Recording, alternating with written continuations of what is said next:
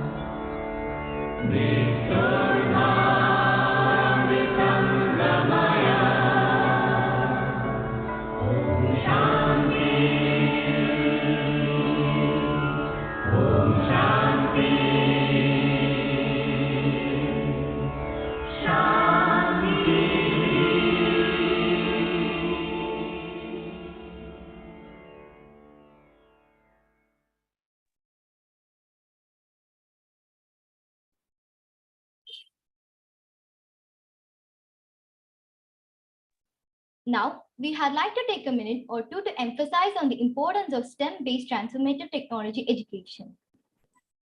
STEM education is a teaching and learning approach that is a unique combination of science, technology, engineering, and mathematics. To be precise, STEM education primarily focuses on hands-on and problem-based learning methodology. STEM emphasizes developing logical and critical thinking skills by allowing students to learn and understand things from the perspective of the real world. STEM education equips students with the skills that are required to succeed in their respective careers, whether it be in jobs, entrepreneurship, and etc. STEM education focuses on building habits that will help children throughout their lives, from critical thinking skills, problem solving, and creative thinking to computation and interpersonal skills. They learn how to apply all of these to their daily life for building a better world around them. We want to thank our school, Kamlaniketan Montessori School, for realizing the importance of STEM-based transformative technology education. We also want to take this opportunity and express our gratitude towards school management and teachers for helping us create a bright future for ourselves. We have a special video clip curated showcasing our innovative time with our mentors during our classroom sessions at our school, tinkering with different technologies and exploring new domains.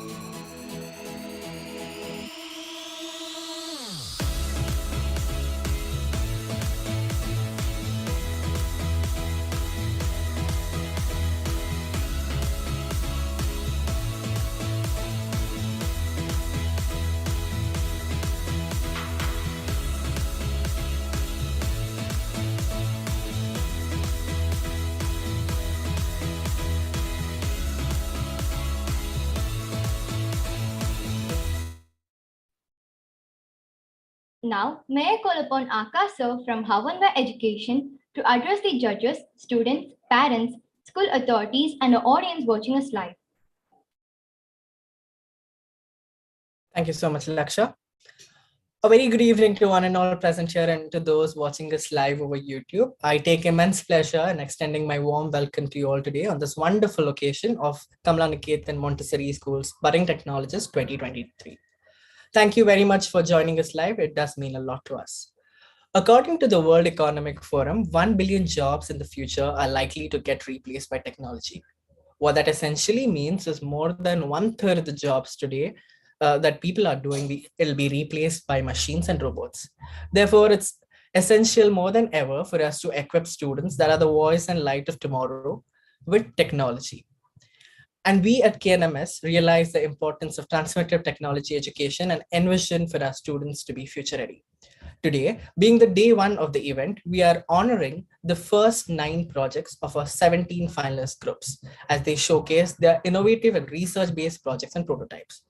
It's also my privilege to welcome our judging panelists for today, Mr. Anant Vashishta joining us from Boston, USA, Mr. Anand Mayappan joining us from Chennai, India, and Mr. Antonio joining us from Ghana, Africa.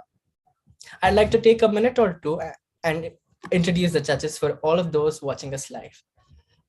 Mr. Anand is an individual who consistently embraces new opportunities and challenges. He is currently pursuing a Master of Business Analytics program at MIT Sloan School of Management. He was rewarded the Institute Gold Medal, which recognizes both academic excellence and leadership skills upon graduation from IIT Roorkee. His technical proficiencies span a wide range, including machine learning, data science, data strategy, data visualization, Python, R, Julia, SQL, Spark, and Hadoop. So I'm sure a lot of students that the young minds that have joined today envision to become something like him. So it's a pleasure to have you, Mr. Anand. Thank you so much for joining us. Next up, we have Mr. Anand Mayappan, who is joining us from Chennai, Tamil Nadu. Mr. Anand Mayappan is currently a part of Moda Technologies as Director of Business Development and previously Country Head India, a global organization, MoneyGram International. He holds 2 decades of corporate experience associated with organizations like Wirecard, West Union, Future Groups, ICICI Ventures, etc. Mr. Anand holds strong networking skills in building team sizes, handle challenging assignments, and very successful in getting awards as Best Manager, CEO Awards, international conventions, key accounts, etc.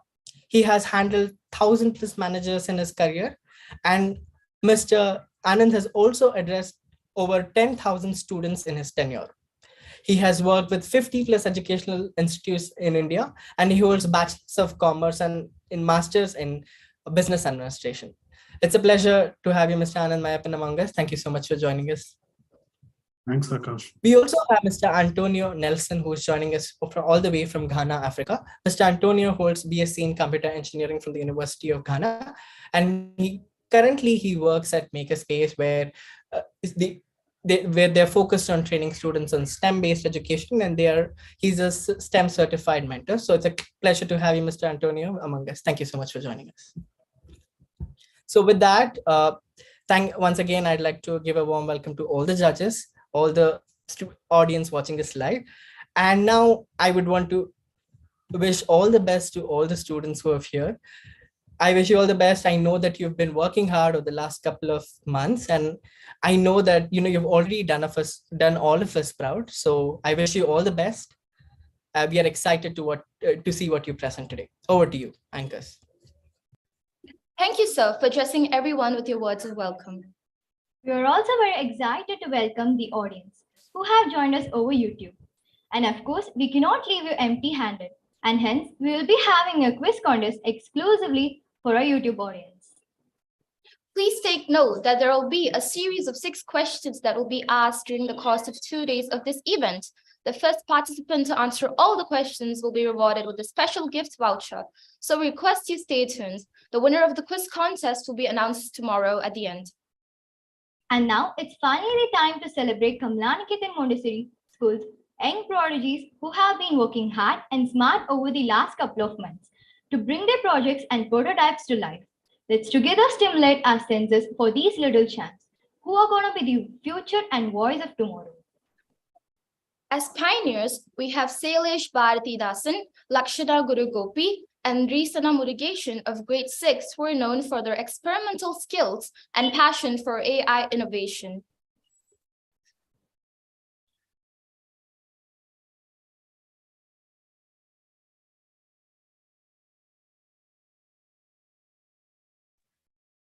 Over to you, students, you may begin.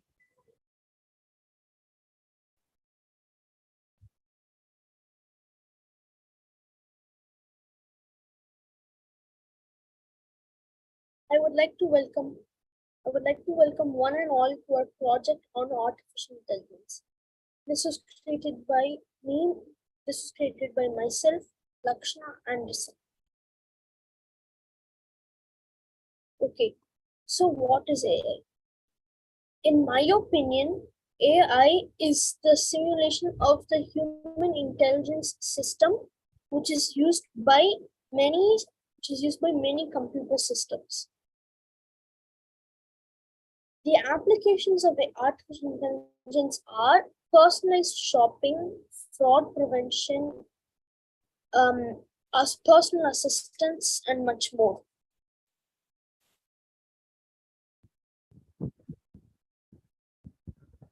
Okay, now why do we need?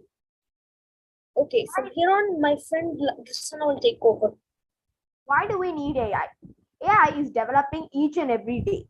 Through AI, new technologies have been introduced. This requires less human work. AI has the potential to make healthcare more accessible and affordable.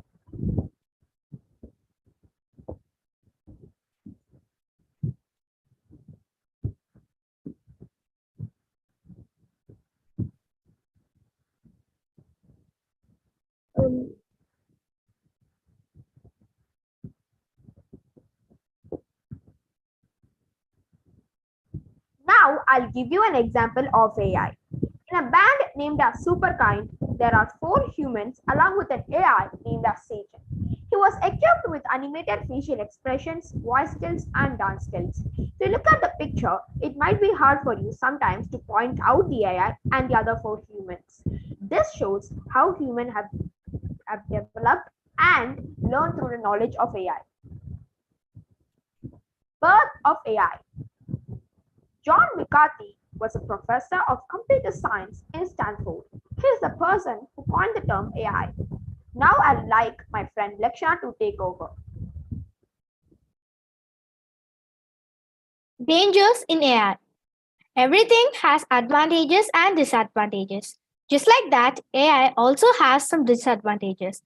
Like, it will not hesitate to take lives. It follows the human command. For an example, like in the Endron movie, the robot almost killed a person by following the human commands. This might become a great threat to humans. Will AI last forever? AI is very useful to us now, but experts tell that not every jobs need AI. Like psychologists, caregivers, most lawyers, most engineers like manufacturing engineers, human resource managers, and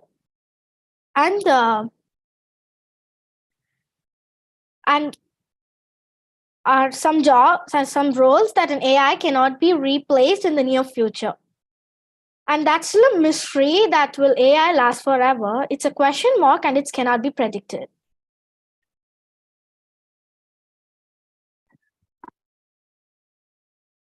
Okay, guys. Now, together, let's create Now, we've learned. Now, a great example for this is teachable machine. So together, today, we can create we can create AI and teach it. To do this, we actually just first have to we have to choose which type. There are 3 different types for creating a project in this. We can either use audio data or your full body or just images. For this example, we're using images.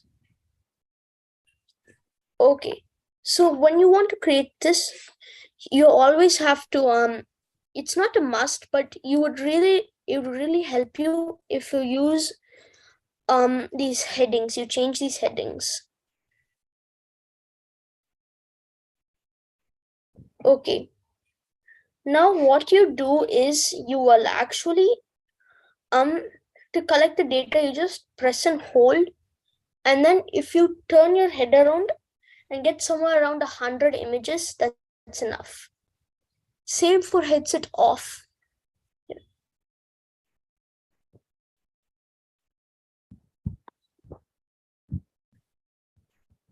Yes. Okay. Now that we've created this, the next step is training the model.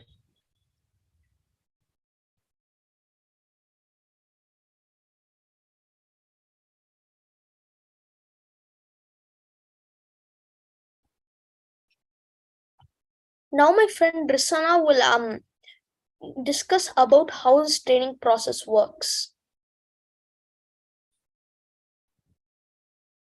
So now we are teaching AI how to identify things. Now AI has trained itself to identify headset on and headset off. Now my friend Silesh will show some actions where headset is on and off.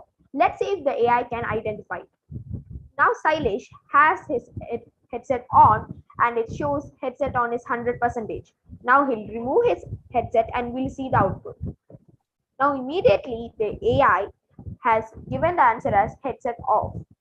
AI has trained itself to identify the different terms we have given it to identify. So Teachable Machines is just a simple app where we can teach AI how to identify things. Now I'll write my friend Leksha to take over. We hope that you have learned something new. You can work with teachable machines to make more models with AI. Thank you. Over to you, judges, for the feedback.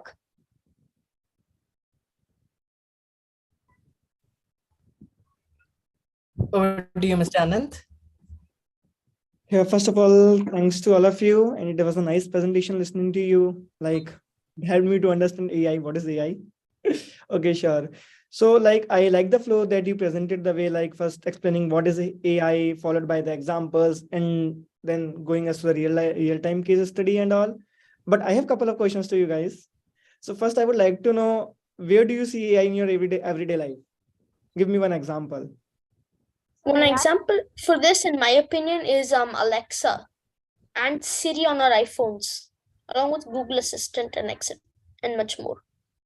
Okay, thank you. And you also mentioned about the dangers which is there in AI.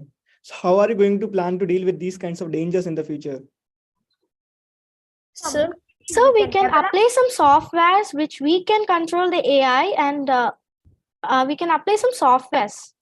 So maybe we can develop AI in a way such that it follows the human command in such good ways and not in such bad ways. Yes.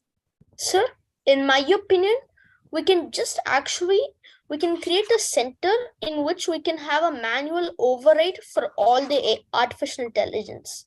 So just in case, if they decide to go rogue, we can override them. Okay, nice, interesting. Sure, that's all from my so side. Over to you, Mr. Anand. Thanks, Akash. And in fact, my appreciation to three of you, Sailesh, Lakshana, and Jisana, well coordinated, and everyone got an opportunity. It's complete teamwork from all of you three. And in fact, I have few questions to ask us. Out of three, who's planning to set up your career in AI? So, well, actually, we three all are actually planning on having a joint company. Okay. Good. And in fact, now if you look at AI is kind of emerging industry, and major colleges in Tamil Nadu, especially the engineering college, AI is one of the new courses which is coming. In fact, now the students have exposure to learn AI. That's why I was asking this question. But the PPT is also well articulated. And second question, I'm just joining again with Anand. How are you going to tackle this danger part in AI? Probably I need further, better explanation from you.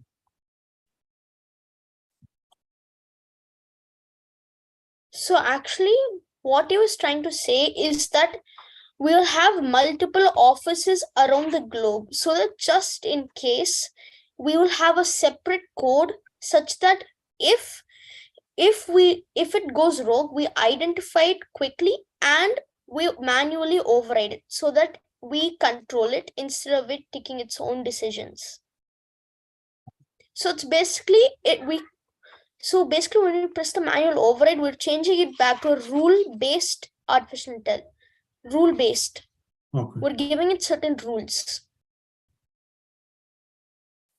And also, when we create the AI, we can also update kind of softwares that only like a needed or good commands should be followed by the AI, and that the unwanted stuff should be not followed by them. Thanks, guys. Good job, students. Over to you, Mr. Antonio.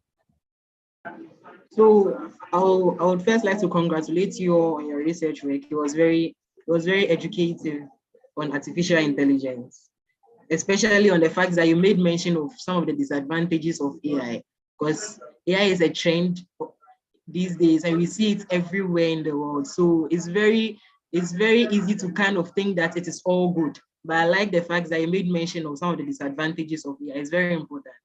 But I have one question. Do you think that AI is applicable in every field of life with regards to humans at this time? And if you don't think, do you know of any examples where you can't apply AI or you think AI shouldn't be applied? Sir, like we cannot apply AI in jobs like psychologists or like manufacturing engineers, caregivers, and also human resource managers, because we need a kind of human creative mind for that, and AI cannot be able to do everything that a human can, sir. Sir, AI is there in every field, sir, but sometimes we have to avoid it. As my teammates explained that the dangers in AI, sometimes it might not be applicable to human commands. So maybe in the future, AI will be developed in a way, as my friends told, it will be developed in a way where it follows the human command and can be used for all certain things. All right. Good job, students. Now over to the anchors. That was a fantastic project, team. Keep it up. Let us all give them a big round of applause. Audience, it is time for the first quiz question. The same should have appeared in the chat. You're requested to submit the Google form within the next 2 minutes, post which the form will be closed. All the best.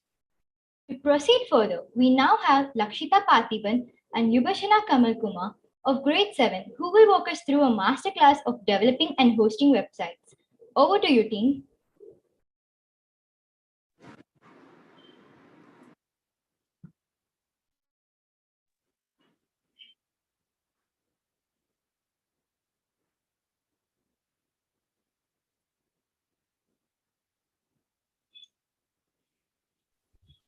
You may begin. Okay, sir. Thank you. Hello, everyone. I'm Yubashna from class 7. And I'm Lakshita Parthiban from class 7E. So here we two gathered to talk about hosting the websites. Here we go.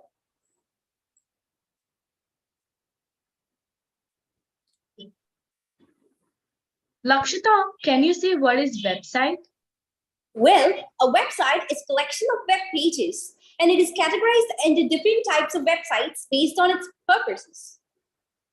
Well, then a website means a collection of web pages. Well, can you say what is meaning of hosting a website?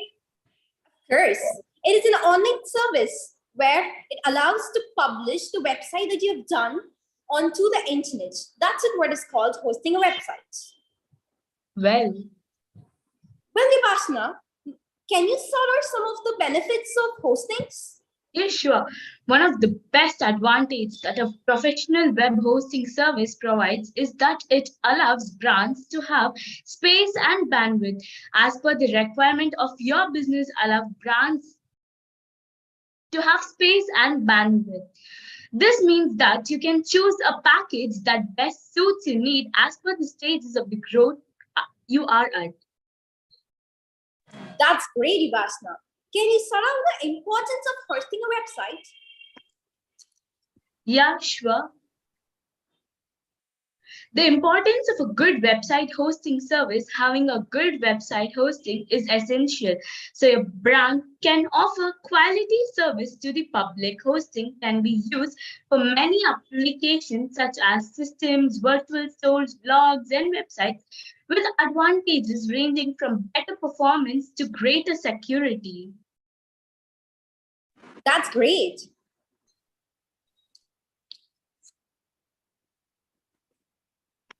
Well, Lakshita, can you say more about websites? Sure. So actually, web hosting is an online service that enables you to publish your website or web application on the internet. But when you sign up for the web hosting service, you basically rent some space on a physical server where you can store all the files and all the data that is necessary for your website to work properly. Well, Lakshita, and can you say who invented a website?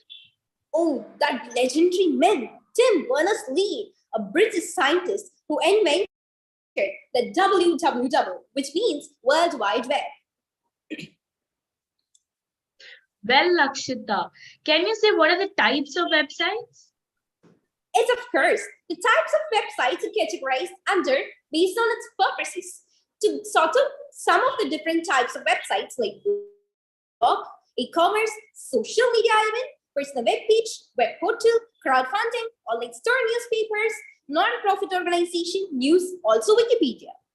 And Yubashna, we are so eager to listen to some of the interesting facts about websites. Can you go ahead with the interesting facts? Sure. Did you know there are over 330,000 web hosting companies globally? There are largest number of internet users from Asia, although North America houses the largest number of web hosting companies. Mobile devices generate over 60% of the total online traffic. That's great. Here we gathered to just showcase a website that we have done and prouding our school Kamlaniketan and the class. Here is it. So the intro page shares the name of our school Kamlaniketan proudly and a class 7E. Secondary, we here gives the description about 7E and some of the achievements we gathered. And we also gathered some of the photos, videos about our proud Kamlaniketan. Here we go. We've done many projects, trophies, annual programs, libraries, everything. We have all the facilities where there's less time to showcase some. And finally, we stopped this website with giving much information about the school Kamlaniketan. You can create your own website based on your needs and purposes.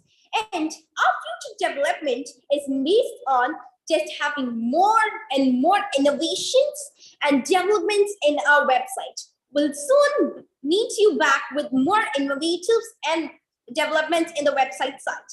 Thank you. Thank you. May I request the judges to give their feedback? Oh, Mr. Anand? Sure. Thanks to all of you for presenting the presentation and talking about to how to host the website and all. I like the way that you created different kinds of websites, starting from the social media websites, e-commerce websites, personal blogs and all. Then I like the examples, your school websites and all. But I have one question, like you talked about, like you are going to create the website for the schools and all. But I want to know what kind of website do you plan to make or build for dealing with the social problem today? Thank you for this opportunity, first of all. Thank you, sir. So we have many social problems right now. So we can take any common social problems. So we can first find out the problem, and we can also find out the cause, which is very important. And we can also find out the impact of that, where it can build a very interesting part in the websites. And we can also find out more data, and we can laminate it, and we can make it very interesting for the guys to listen. And also website is a very best area where it can make a very good awareness for the people to follow that.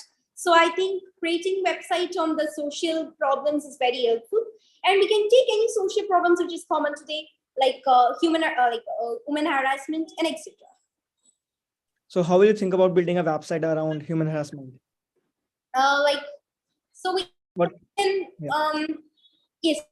So we can also just list out some common, like, recent times problems we heard a lot. So we can just take a note of that problems, and we can just give about the boldness of the women, how it should be, and also we can give about the cost happens, and we can give the impacts, how do they feel and etc. We can make it them, and we can also give some emotional building through the websites, and we can build all them together in the website, and we can showcase. I think this is the best way. Sure, thank you. Just a quick question. Second question I have, like, I go through many websites every day. I visit like 10 or 20 of website every day. So what is the one thing that you can implement in the website so that users can memorize it? Users should visit it more frequently. Can you come again, sir? I'm sorry. Yeah, so I'm saying, like, you people visit websites every day. You people visit 20, 30s of website every day. So what is the one thing that you can think right now that you can implement in the website or the user interface of the website so that users should visit your website more frequently? Yes. So I think we can implement something which is so likable to the audience, like likable to the people. So now when this generation or in this society, more people are like youngsters are occupy the space. So more youngsters like games frequently they used to play. So we can implement something like, if we even want to just give a very good news or very good thing to be shared and announced to everybody here, we can make something like in the form of games or quizzes or like that. We can make that form which creates the eagerness, interesting, all those phenomena inside or in the hearts of the audience, which makes them follow the website or look at the website frequently. Sir. Thank you. Thank you, sir.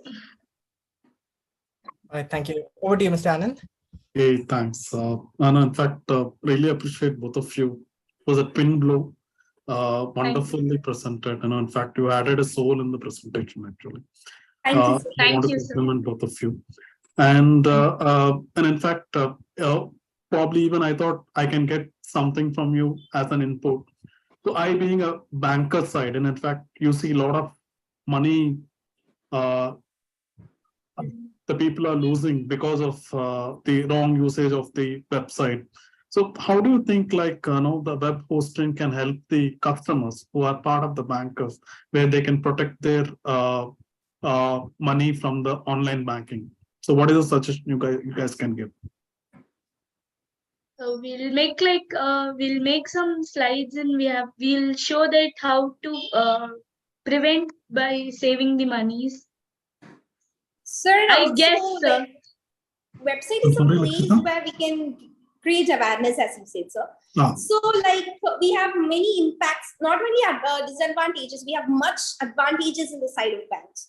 So before we are going to introduce about the disadvantages, we can introduce about the advantages in the banks, and we can also introduce about then we'll slowly enter into the disadvantage, like this is one of the problems, and we'll just go ahead with the cost, why does it happen, and we can also collect some data, like what are the things should be prevented, like we have to keep our pin codes very privately, don't sharing anything towards anyone. So all those things we'll just sort out, and we'll just present it towards the audience so that it'll be useful for them to follow. And we also just gather some information about the policies or rules which is followed by the bankers who is working in the banks, so that they could also help in preventing the monies for the people who are working there, like who are just having an account there. So we'll just slowly step into the disadvantages and the impacts, and we also go ahead with the solutions. And I think this definitely will make the people become aware about what is happening in the society, sir. Thank you. Thank you, sir. And other question what I have is, you see, right, and in fact, the current the ages, a lot of things which is against the girls especially. So what is the kind of awareness you can bring in for the protection of the girls through your web post? Yes, sir. Go Um, ahead. yes, sir. Sir, we know that there are some stereotypes that does not allow girls to go out or to perform certain things.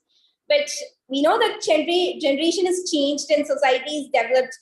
But even though there are some families with, where they don't allow girls or men to go out to showcase their talents because of certain reasons. Here, I just say them to please leave them out for just they also want a human being where they also have their respective place to showcase their talents. So also they can do that one. And I'm also applicable that the parents or someone in the family, they're searching, like they're seeing for the safety for the women's as well, the girl children. That's absolutely right. So we can make some like preventions, like we can, there are many things like boxing, karate, we can learn many things and we can just showcase it to the one who is trying. So we should not have any inequality between men and women. That is the main thing I would like to say here. I think this is a very good opportunity to see this because this is very important in society. So we should never see any inequality between men and women. We should only showcase the equality where it will develop much in the society. It gives description. It gives discrimination between men and women. Great. Thanks. Thank you, sir. Thank you so much. I'm done, Over Akash. to you, Mr. Thank you, sir. Over to you, Mr. Antonio. Okay, so I would first like to congratulate you on your presentation. I think it was very well done. I like your presentation style, the whole ask a question, interrogate, and then answer. I like that. I thought that was a very good way to approach the whole presentation. So my question is, in your entire presentation about web hosting, one thing I observed was, if I build a website right now, what would it involve to get that website hosted on the internet? Is there money involved? Do I need to pay some amount of money? Are there websites that I can host for free? Or yes, sir. Like we have websites, but more websites recently used for money only. But we have certain websites which is used for free cost. So like I think we have NGO, like and also the which is Wix.com. Yeah, where we have very certain types of websites where we are very free to work on. Like we have it all only supports when it's common for everyone, right? So when it is common for everyone, maybe it supports not free sorry, no free costs. So free costs development is just influence in many. While also there are websites where they use to collect monies, or for example for buying a domain, or for some websites like any other things, we have to pay money certain up to certain time. After actually their marketing mind is like we can use the website for certain time, and after certain time they will be asking us for paying the money. So and also we have to pay the money, hence we have a need there. So like that, there are some websites, and we have some websites like our school websites and etc. of these official websites. They don't need any money. They're about to free cost money, free cost websites all there. So we can differentiate easily, sir. As we have done in Wix.com, we have done in free cost monthly, sir. And it is common, yeah. Dimensions. All right, thank you so much, students. I love the confidence. I love how well aware you are. Good job on that. Over to the anchors. Thank you, sir. Your project was indeed brilliant and thoughtful, team. Let us give them a big hand. To proceed further, we have Janita Chandramohan and Mithun Kati of grade 8. These young folks love working with and learning about electronics as a field and are keen on being on the cutting edge of technology. Over to you, team.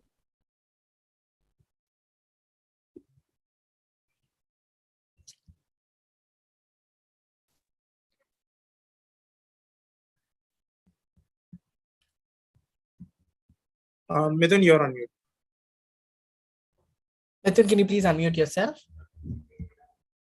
Yes, sir. Please start.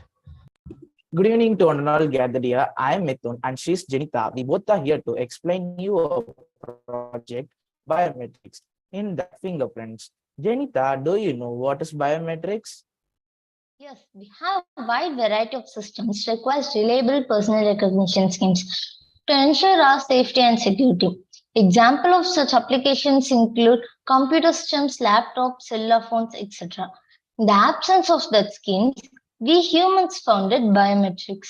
And the importance of biometrics in modern technology is high security and assurance, which answers are something a person has in his, and the user experience is so convenient and fast, and it is non-transferable, and it has different functions to ensure the needs.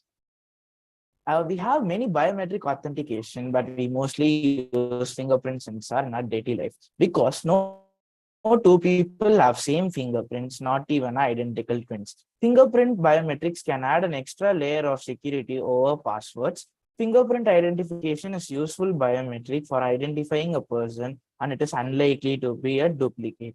And definition for biometric systems are biometric systems is using our personal characteristics which is directly linked to who we are, and it a system that collects biometric characteristics that unique that every person are having. These biometric characteristics are then directly linked to verify or identify the individuals. The method that rely on biological or physiological attribute to prevent data breaches. Janita, do you know how does it works? Yes, biometric systems are using personal characteristics to collect a biometric characteristic to unique every person. These biometric characteristics are then directly linked to verify or identify the individual by the physical or behavioral characteristics. And these are some type of biometric authentication: face, fingerprint, retina, iris recognition, and etc. Biometrics is traditional security measures. In traditional security methods like pattern and password, there is a chance of 99% to misuse by anyone.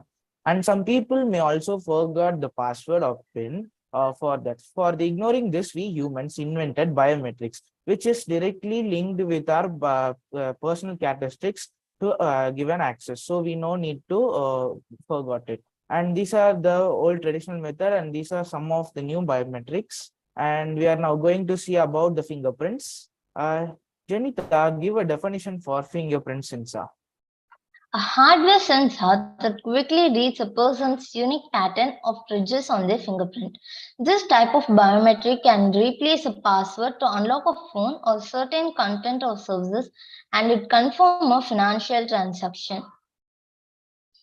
And how does that works is been first we need a fingerprint, and in that there is Michino points. That Michino points will be created into Michino map. Then the data have been collected into zeros and one. For enrollment, finger on the fingerprint sensor, feature extraction and stored in database. For authentication, fingerprint on the fingerprint sensor, feature extraction and the fingerprint which are being stored in database, and the ID and the fingerprint all will match and give a result at last. We already discussed that fingerprint sensor are the most used biometrics. Janita, please give a comparison of other biometrics and fingerprint sensor. Fingerprints are unique and different compared to other biometrics. But the other biometrics like face and voice recognition may be same, and anyone can misuse that. And the fingerprints are cheap compared to other. But the other biometrics are expensive compared to fingerprints. Fingerprints are easy to make and use, but the other biometrics are difficult to make and use. Technologists behind the fingerprint sensor. There are three types of fingerprint sensor and three types of capturing modes. Optical uses visible light, capacitive uses electrical current, ultrasonic uses higher frequency sound. And these are the images of the fingerprint sensor. Janita, explain the each type of. Optical fingerprint sensor are the common type of fingerprint scanners that use LED light to illuminate the finger, and the sensor detects the light and dark areas created by the fingerprint ridges.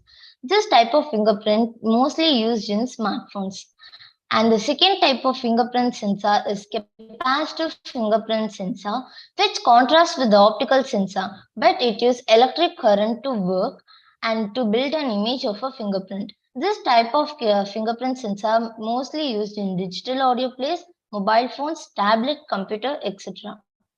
And the latest type of fingerprint sensor is ultrasonic fingerprint sensor, which work by transmitting an ultrasonic pulse of inaudible sound waves against your finger.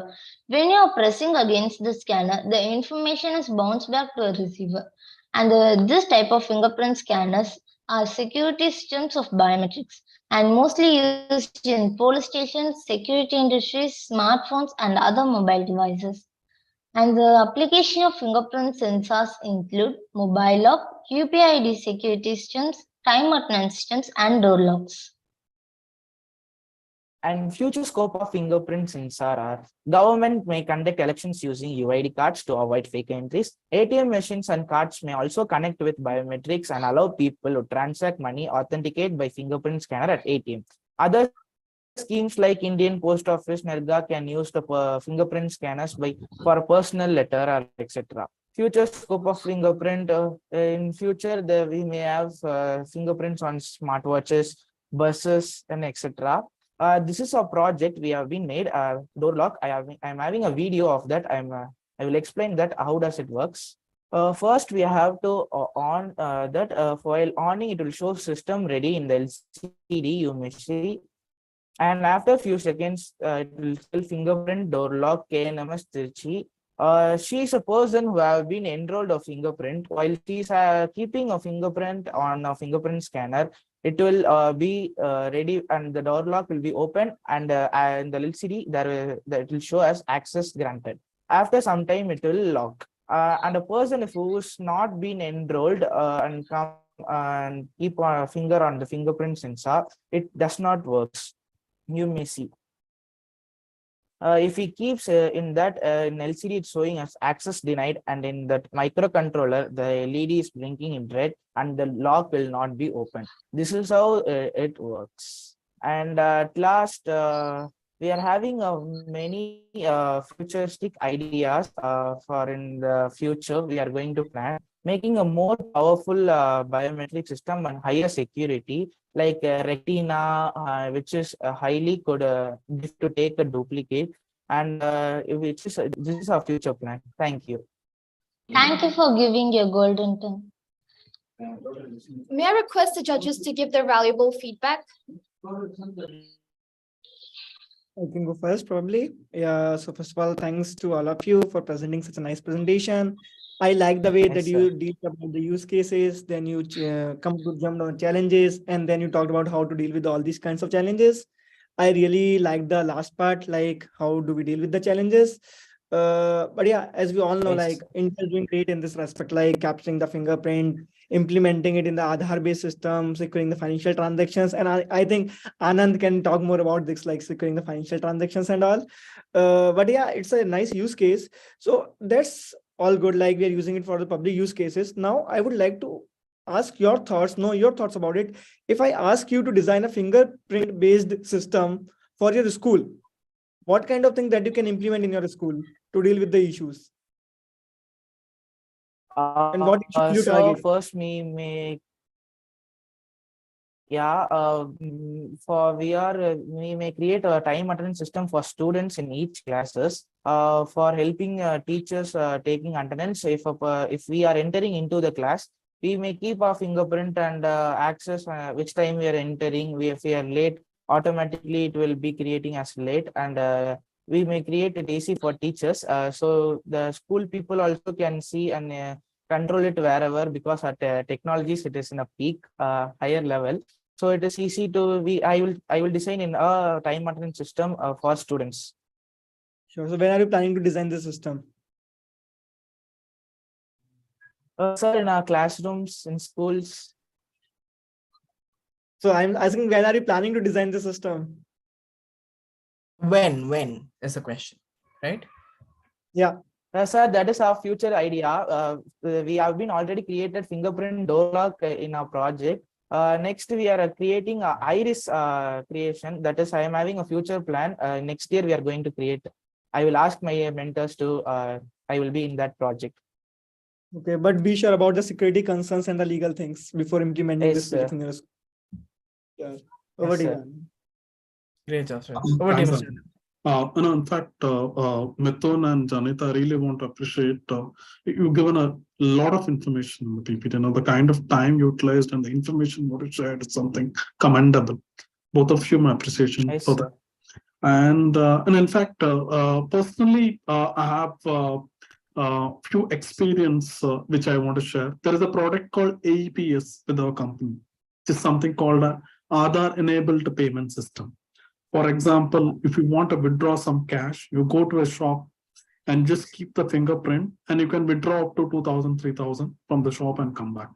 Probably if you look at on a recent scam, there is about lakhs and lakhs of money is getting scammed because of the failure in the APS. So how do you think like you can overcome some challenges? It is difficult because fingerprint sensor is unique and different for everyone. If you are using it, it is difficult to be scammed. If you use it is not be same for not even identical twins. Some of them could have face even same and voice changes can change their voice and access it. So fingerprint is a good idea for implementing in the places. Can you think of something, a technology beyond fingerprint?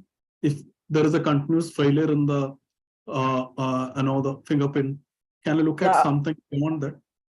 Yeah, so it will not be always in a correct way because the way electronics may also be could see some failures. So if we are having it could be in such failures also. So there is because if a current exceeds, there is something called blockchain. Have you any of you guys heard about blockchain? No, it's a technology. It can be something beyond the fingerprints actually in the future. The bankers are planning to come out with that product. Nobody can break that. Oh, yes. No scam, nothing. Nobody can do anything. But it will take some time. But this is something, for your information, I'm saying this is something beyond the fingerprint. You guys have to think through something. The technology is on, and every technology can be broken. And there is a next technology which is going to come in. Yes, sir. Okay. So, and in fact, compliments to both of you. Thanks. Over to Thank you, sir. Thank you. Thank you, sir. Thank you so much. Over to you, Mr. Antonio.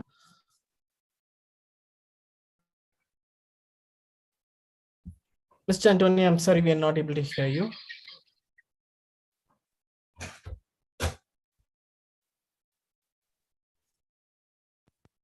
Mr. Antonio, yeah, we can hear you now. Please. Can you hear me? Yes. Can you hear me now? We can. Yes, we can. So, congratulations on your presentation. I think it was very informative. I have two suggestions, however. Regards to your PPT, I think you should focus more on the readability of the PPT instead of the font, how stylish the font is. It wasn't quite readable. It was more stylish than very. Yes, and my second one is a question. The question is, you made mention about fingerprints and you listed all the advantages of using fingerprints and all. But are there any negative sides of using fingerprint as compared to the other security measures you can implement? Yes, what are they? I've been before discussed that a fingerprint is unique for everyone. If I am having a twin, he may also have a same face like me. So if we are using a face recognition, he may could access by my face, as we both have a same face. A phone doesn't know that we both are different person. So if it is actually it's correct and it will open. Like could voice recognition also, if a frequency is same. So voice recognition also could be accessible by any persons. Nowadays in our technologies, people are using voice changes to find or access some device using a voice recognition. So it is advantage to use fingerprint. And fingerprint is also having disadvantages as like system failures could happen in sometimes. Sometimes the power failure or some boards can't accessible could the power. If it is exceeds also it's risk, and it is decrease also it will be at last in a risk. So it is also a negative person, but if it is correct, it is best to use fingerprint sensor. Thank you so much, Mithun. Great job. So Yes, sir. with this, I just want to let you all know that, Mr. Anand had given us a prior notification that he has a hard stop at 7 p.m. Indian time because of a pre-scheduled meeting. Because of which, Mr. Anand, but we cannot leave you like that. If may I request you to, maybe speak a few words to these young minds of the future of tomorrow. So anything that you'd like to shed light on, over to you. Yeah. First of all, thanks to all of you. Thanks to the organizers, school, teachers, parents, and you brilliant kids for inviting me and for giving me this opportunity to listen to your thoughts, ideas, implementation, and the work that you are doing. So thanks for it. Second thing, so recently, I think day before yesterday only, I was the judge at IIT Roorkee, like where I was evaluating the projects on the project managements and all. So definitely, I like the way that you think about the idea. First project was about understanding the AI. So I'm very honest about it. When I was in sixth grade, I was not sure what is AI, honestly. So today, when I am listening to you guys, like you're talking about the AI, machine learning algorithms and all, I'm really fascinated about it. So it's a really good thing that you people are putting a lot of hard works on understanding all these kinds of technologies and tools. That's really good. And then you people also talked about like the web hosting kinds of platform, how can we host the websites and all, and finally the fingerprints kind of things. But yeah, these all things are good. Like you should have the proper knowledge of the tools and techniques, its use cases and all. But the most important things that comes into our mind is like the application of the tools and technology. Understanding the tool, understanding the technology is very, very important. But what is more important, that how can we solve the real world problem using these tools and technologies? That is more important. How can we impact the lives of the people to make their life very easier? So we all know, like recently there was like the major earthquake in Turkey. So can we do something on those lines? So like we all know that there is a main problem which is there, like how to identify the recyclable items from non-recyclable items in the garbage. I think the AI can play a pivotal role there in that sector. And like we are talking about the blockchains, we are talking about chat GPT. So I think the more important focus of the presentation should be on like how can we implement it effectively? How can we it impact the lives of the people? That should be our criteria. That is first thing. Second thing, just a genuine feedback to all of you guys. I don't want to pinpoint anyone, but like when we are going to present, like when we are going to make the presentations, try to keep content as less as possible on the slides so that people are focused more on listening to you rather than reading your text, what is written on the presentations. That is the second thing. And the third thing that I would like to highlight is like, that's like the generic advice that I would like to give to you, like, find your passion, be passionate about solving something and work on it. And if you think like there's something novel idea that is coming into your mind, don't feel hesitate. Just reach out to your parents, just reach out to your mentors, just reach out to your school teachers and try to work on it. Even if you don't get any success in implementing the problem, but the process that you're going to take in understanding the problem, in solving the issues is really, really valuable in your life. That is the important thing that you should keep in your mind. And lastly, but not the least, like with the pace, like the world is changing. Here people are talking about, like I mentioned, like the chat GPT co-pilot. Now you can do your assignment with the help of the chat GPT. I do not want to encourage you for doing this thing, honestly, but yeah, just one application of it. So, and like you can create the presentation within seconds using the co-pilot and all. So these are really interesting things. I think you should become a part of this journey. But along with the theoretical things that you're learning in the class, the learning outside the classroom is also very, very important these days. You should know like how to deal with a person, how to not to agree with someone, and how to put your thoughts in front of someone. And along with these, the world is changing with the engineering mindset these days. This is what I believe personally, because being an engineer, being from the engineering background, I really substantiate this thing. Like you should know how to unlearn the things and learn the things. So the learning outside the classrooms, dealing with your friends and understanding and helping each other in building something really successful is really important. You should think of building of a startup. Like India is really doing great in building the startup ecosystem and all. A lot of unicorns are coming up in like 15 days in a month. And so I think you should become a part of that revolution. That is really important these days. The healthcare sector is really booming at a very rapid scale. We are talking about the energy sector. We are talking about the sustainability sector. We are talking about the payment sector. You should know what is happening in these fields, how can we bring something into this field? And like, you definitely you can make a money, but more importantly that you can impact the lives of many millions of people. And also please feel free to reach out to me if you have any concerns, if you have any things that you want to discuss with me. And I think that's all from my side. Good work, guys. Keep it up. It was nice interacting with you all today. Thank you. Thank you so much, Mr. Anand. Thank you so much. Your presence does mean a lot, and also the insightful feedback to all the students. I'm sure will for sure impact these students and help them create a bright future for themselves. So thank you so much for your time.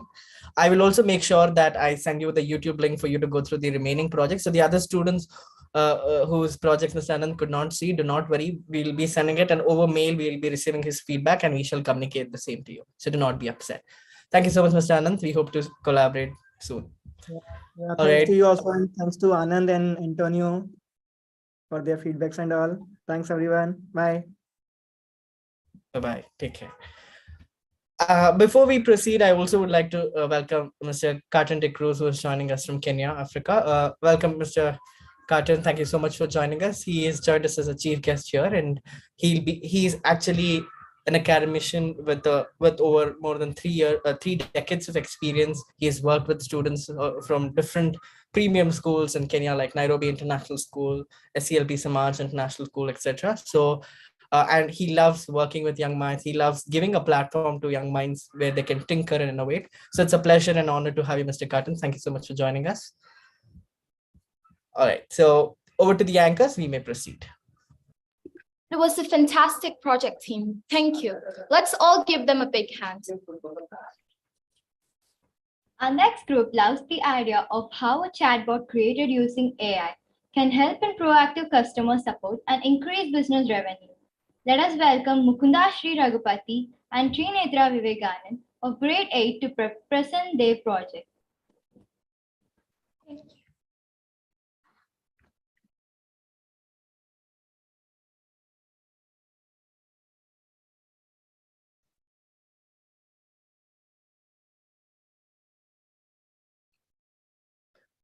Hi, my name is Trinetra and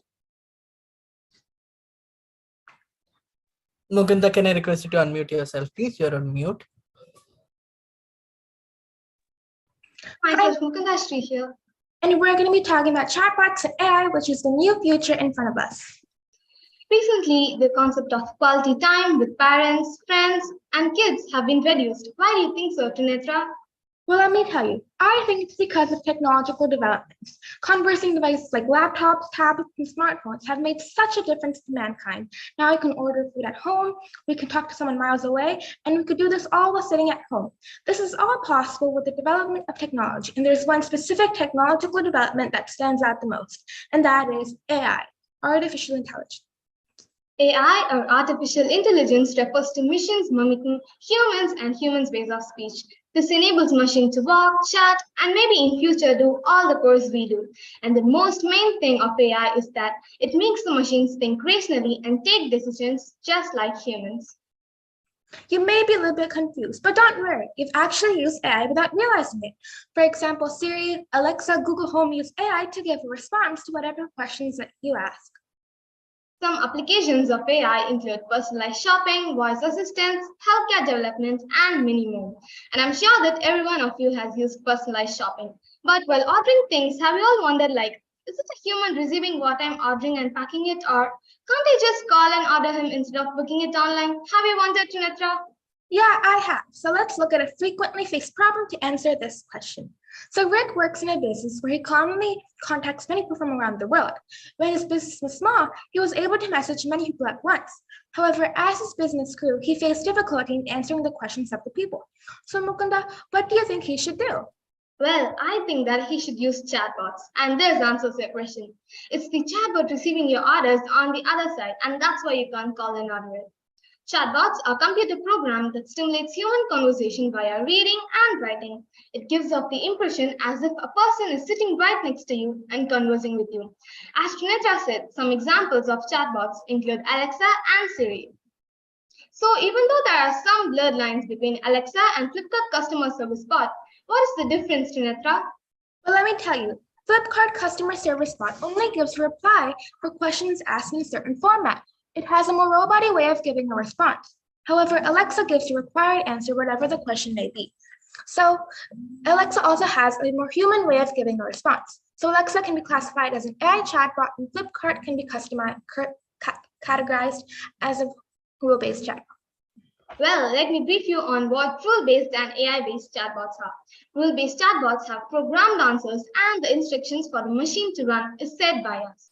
Unlike AI-based chatbots, where only the information is fed into the machines, machine learning and NLP is used for the machines to give an accurate, correct answers.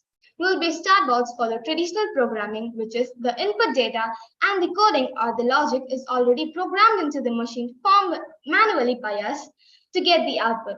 We use C, C++, Java, Python, and many more to code these.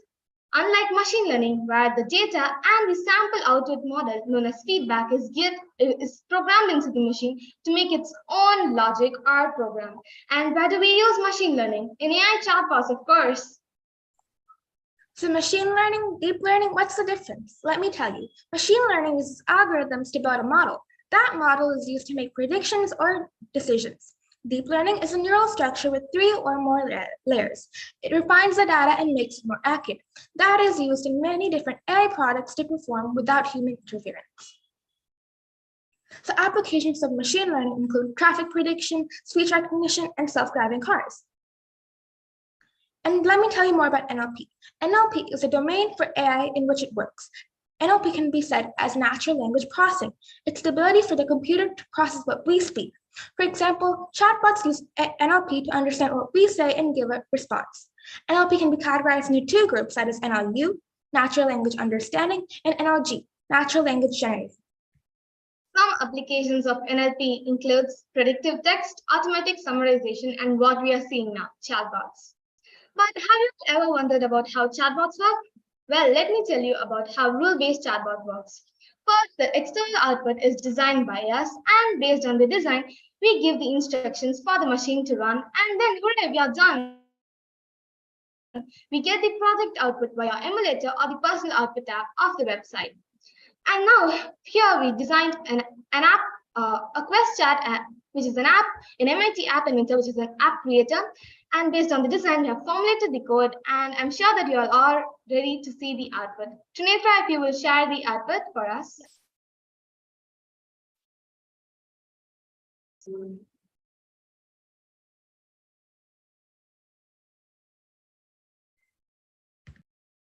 So basically, this is our app that we've created. And what it does is it gives whatever question we say, and it converts it and gives a message. So we used OpenAI to build this model. We used API key to give it. So in this case, we asked, who is Jarvis? And the AI replied, Jarvis is an artificial intelligence created by Tony Stark in Marvel Cinematic Universe.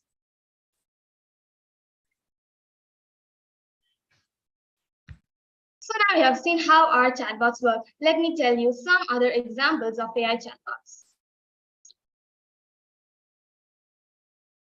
So ChatGPT is an example of an AI chatbot that is created by OpenAI. It gives a response to whatever questions that you ask.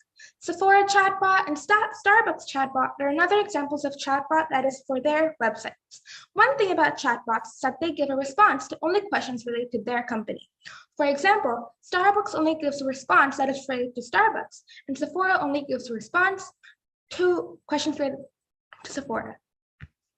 So now you have seen the developments of AI and technology till now. But what would it be in 2030 when the population has increased?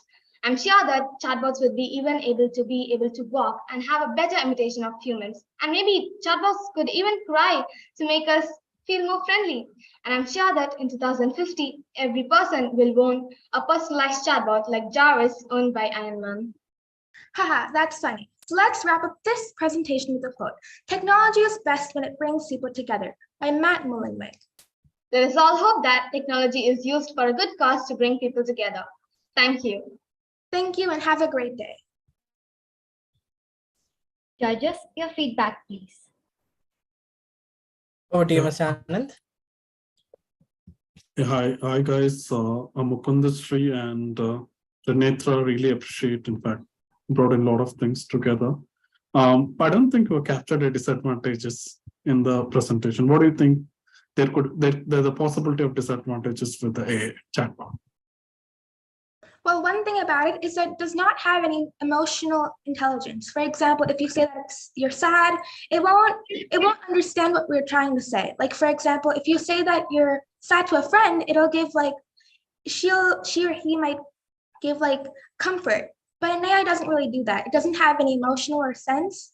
So it's not really that applicable for like emotional intelligence. Also, it's not multilingual. So many people can't use the chatbots because it's only English oriented. So maybe if chatbots are in different languages, it might help a lot of people. So these are some of Especially in India, you need a lot of emotional touch. When a customer is contacting a chatbot and they expect a reply which is not emotionally connected, don't you think that you have a dissatisfied customer? Yeah. Yes, of course. So what is the solution you have for that? That's why in the future that we plan to create like a chatbot that like kind of like senses and detects emotion to give a response. Actually, NLP is also used to detect the emotions of people, and maybe if NLP is used in a more efficient way, it might recognize the tone, the greetings of us, and it might sense what emotions we are feeling to give a suitable answer. Yeah. Great job, guys. Over to you, Mr. Carton.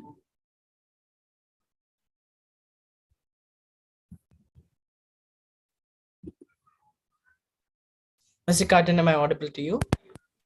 Yeah, Akash. I'm done. Yeah. Over to Nelson. Hello. Yes, sir, we can hear. Okay. Good evening, all. I think I really enjoyed your presentation. At your level, it is something very amazing to come up with such a innovation. There is a lot of creativity in your talk. You can see that what AI requires into the chat box was really amazing.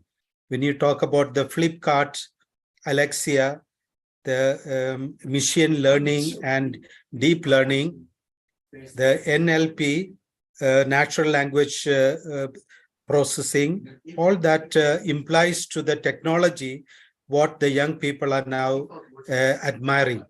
And that was something very, very creative topic, what you have taken up for the discussion. And it was amazing to come up with such a great idea into robotics. So that was something very, very pleasing, and a topic that has to be debated in various forums to see what is the outcome into AI process. So one question only for me, will it help you in your learning criterias, as students? Will this definitely help you in your learning? It would help. Yeah, for example, if you want to create a chatbot for a company in the future, it would be kind of like a step ahead because you already know how to make an AI chatbot. For example, if you want like a few when you have already mentioned about Siri and Alexia and all of them, they are on the greater platform. So how will your innovation overcome all these challenging process and become one of the competitive one? Technology is always changing. So we have the hope that when technology changes slowly, maybe it might be slow, but there's a revolution that's going to happen in the next few years. So we hope Very that good. we match that as aesthetic and that time period to stand out as a great chatbot or a company. Very good. So we wish you all the best. Thank you. Thanks a lot, sir. Thank you so much, Mr. Carton. Over to you, Mr. Antonio. So great presentation, guys. I think you each showed very good in-depth knowledge of the topic you chose, and I think that should really be commended. My question, however, is with regards to chatbots, do you think that they replace jobs? Because for most companies, usually, traditionally, you would have human beings that are sitting behind certain phone call or phone cell lines, and when you call, you ask them a question and then they answer. But if you are implementing a chatbot, don't you think that the replacement of jobs is a negative effect to it? And do you think that if that causes a negative effect, you should still maintain chatbots? It might have a negative effect in the economical background of people, but it is a profit gaining step for the companies because it makes them gain more profit, and they need not employ a lot of employees to stand there as a customer service, and instead the chatbots can do this job. It financially it's good for the companies, but economically it's bad for the people. Another thing, it can't really replace the real people. For example, although it has all the intelligence, although it has like that tiny bit of more cleverness, it doesn't really replace the real mind of the person. Because like, again, we created the AI chatbot. Like we have more intelligence that it does. And many people might disagree with me, but I think that like AI is like a step below us because it doesn't have that emotional appeal, like I said earlier. It doesn't have that like multilingual thing, like Mukunda said earlier, and it's just not as impressive. It does not have our creative minds that created the AI chatbots. Yeah.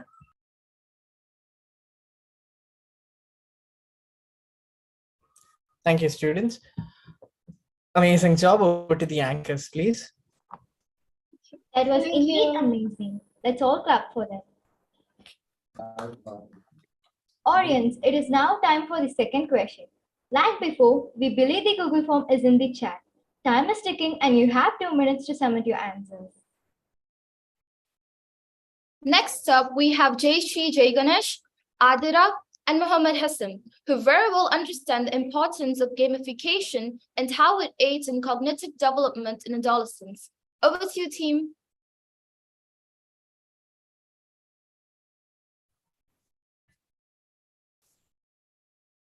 You may begin.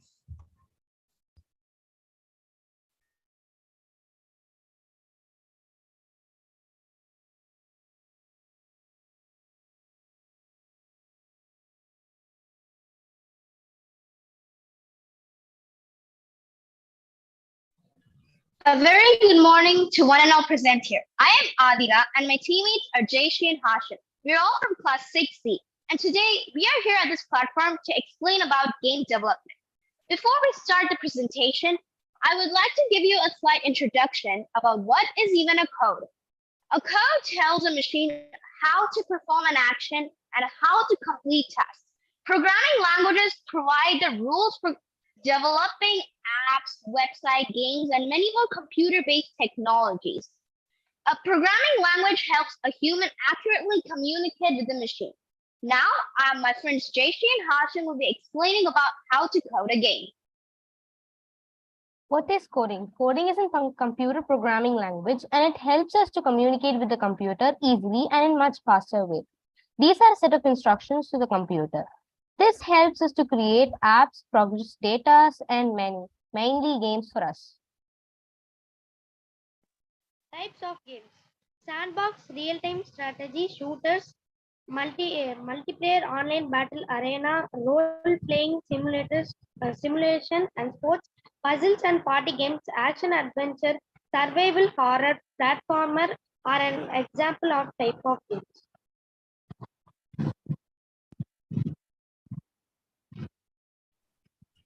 Why is coding important? Coding is important because it hones problem-solving skill, analytic thinking, and increased creativity skill. Mainly, it helps us to communicate with the computer. So I think it's a very important. Advantages of games: you can become a better problem solver, you can improve your vision, concentration power. GK and riddle games are an example of this. I would not recommend you to play games every day. So as there is advantages, there is also disadvantages of games. A negative impact of games on emotions. Video games are known to negatively affect the brain. Relationship problems or issues. Academic performance wouldn't be as good as you did before. Why do we need coding to create games? Coding is language that can be understood by computer. Based on coding, our results would change. We can use coding to create computer software, websites, apps, and games. Is coding hard? Coding isn't hard. You just need more time practice. If you learn how to produce products, you can become a competent. Are game dangerous? No. Gameplay isn't toxic and there is a limit to how much you can play a game. As mentioned in before slides, there are advantages as well as disadvantages of games. So I would not stop you from playing game. You can stop, but up to a certain limit of time. As I said, is coding hard? As I said, coding isn't hard. You just need more time and practice. If you learn how to produce products, you can become a competent. Who is the first programmer? Augusta Ada King, Countess of Lovelands, was an English mathematician and writer. She worked as an assistant to Charles Babbage, an English inventor of the 19th century. So her language was developed in early 1980s for the US Department of Defense. Who found game first? In October 1958, physicist William Higginbotham created the game first. He was a nuclear physicist who worked on the first nuclear bomb and served as the first chairman of FKS. It was a first simple tennis game. It was a quiet hit at a Brookhaven National Laboratory open house. What is game development? Game development is an art.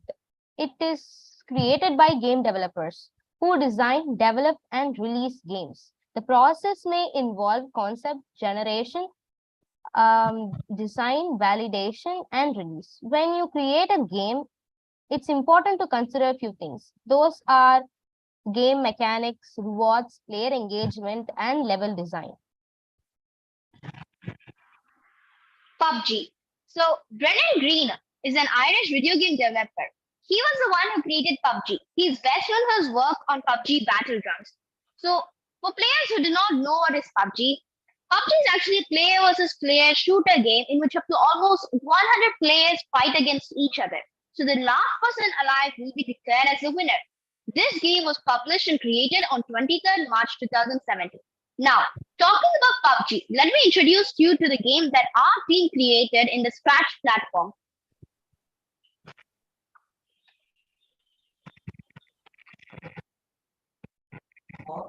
Judges, your feedback, please. Yeah, Aditya, Jayashree, and sorry, Mohammed. Excuse me. With the presentation, Adira? Actually, I'm sorry, but actually we still have to present the game. My friend Jayashree has to present it, and we are not finished. Yeah, I could see that, you guys have not consolidated. Yeah. It's all right. It's all right. Go ahead. 1 minute.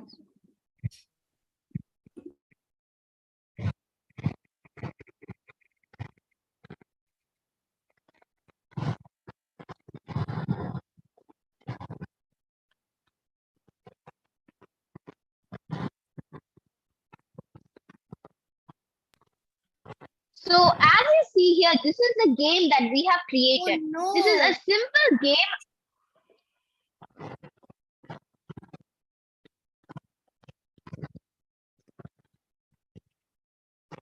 Oh no.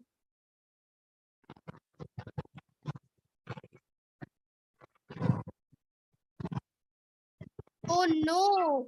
So as you see here, this is the game that we have created. It might look simple, but it's not only for entertainment and it is also for educational purposes.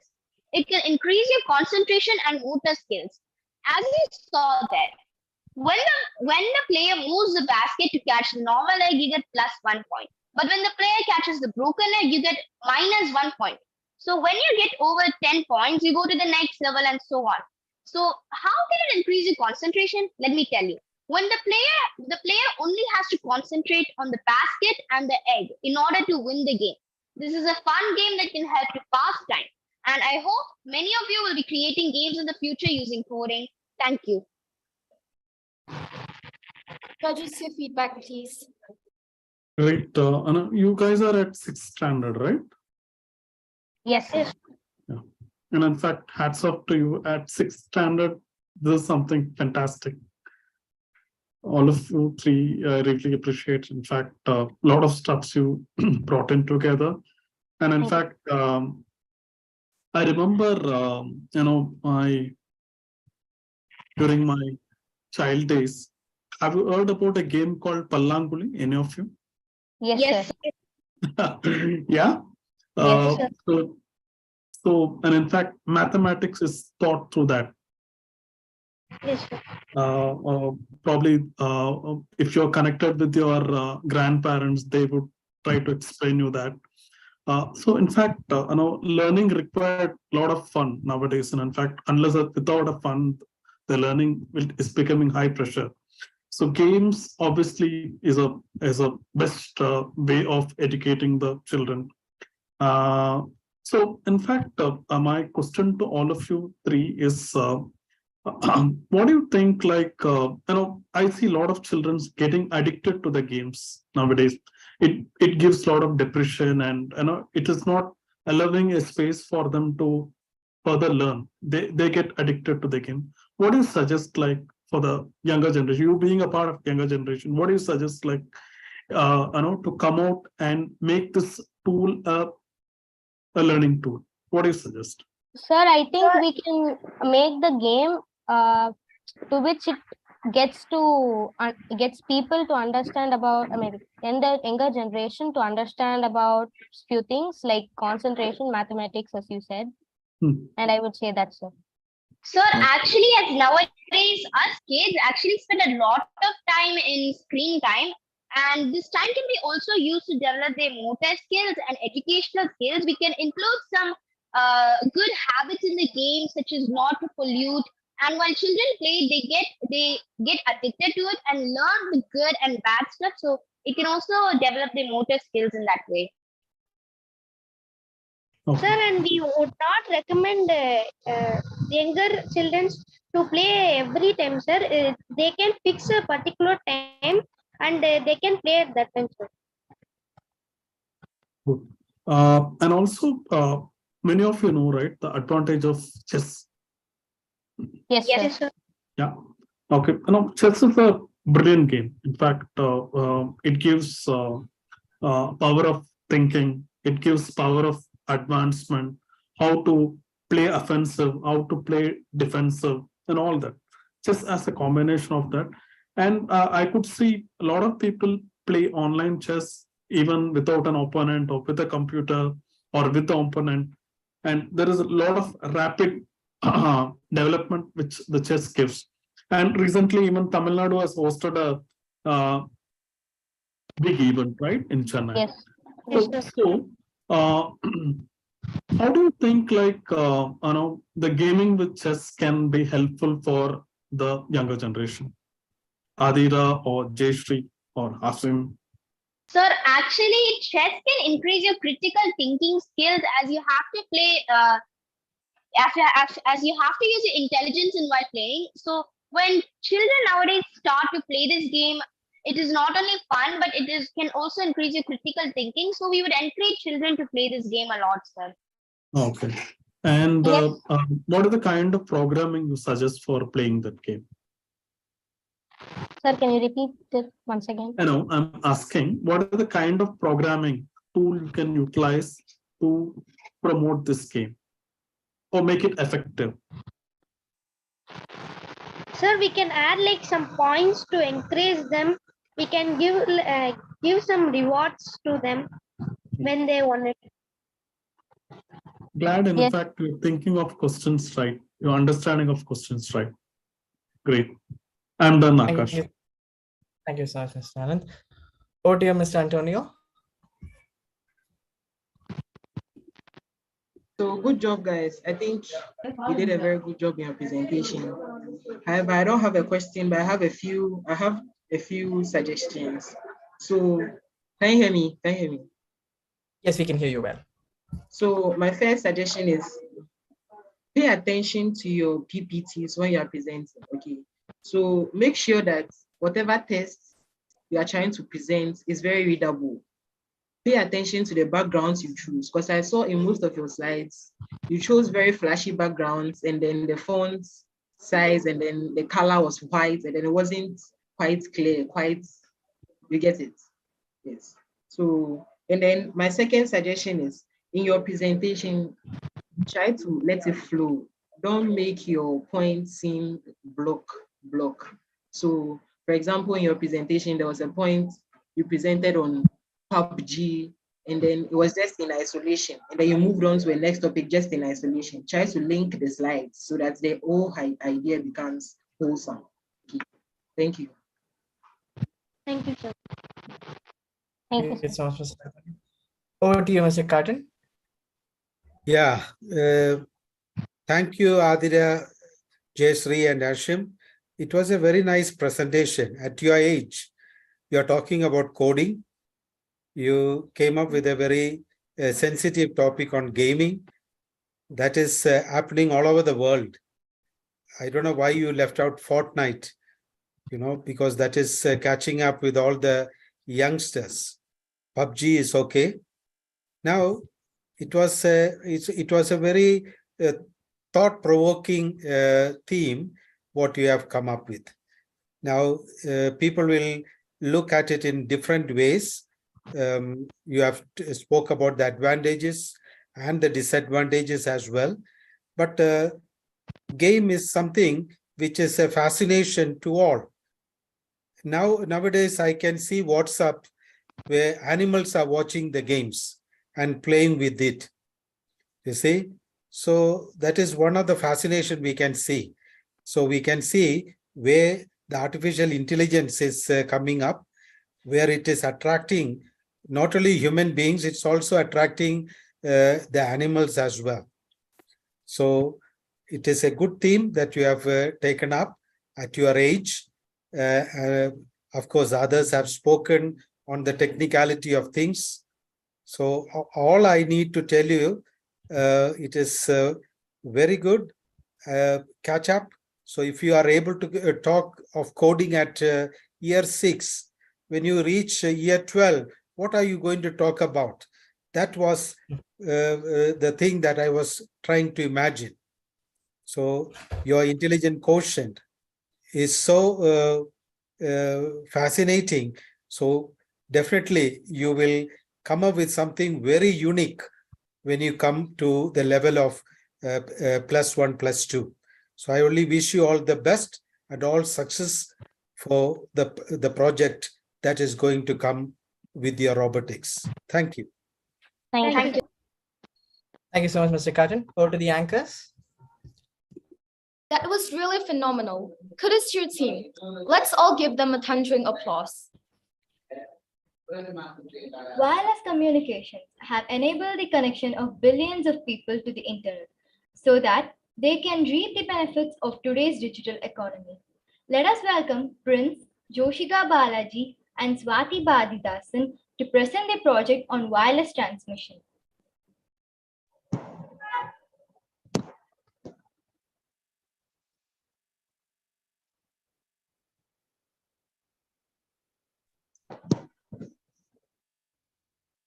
You may begin, team.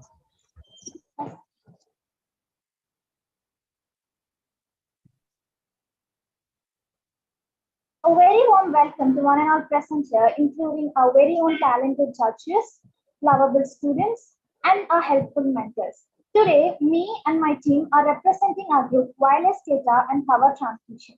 It's very important to introduce ourselves before we begin this project. It's me, Swati, from class 8G, and my team members are Prince Gabriel from 8B. Good evening, I'm Joshika from 7H. Yes, and we may proceed to the table of contents now.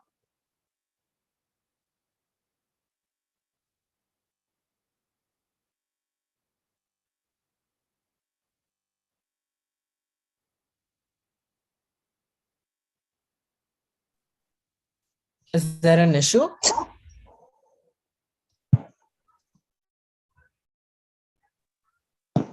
Yes, to start up with, first we'll be talking about the start of communication And second one will be talking about fiber optics, and third one about father of wireless transmission, and fourth about wire and wireless transmission, and fifth is all about types of wireless transmission.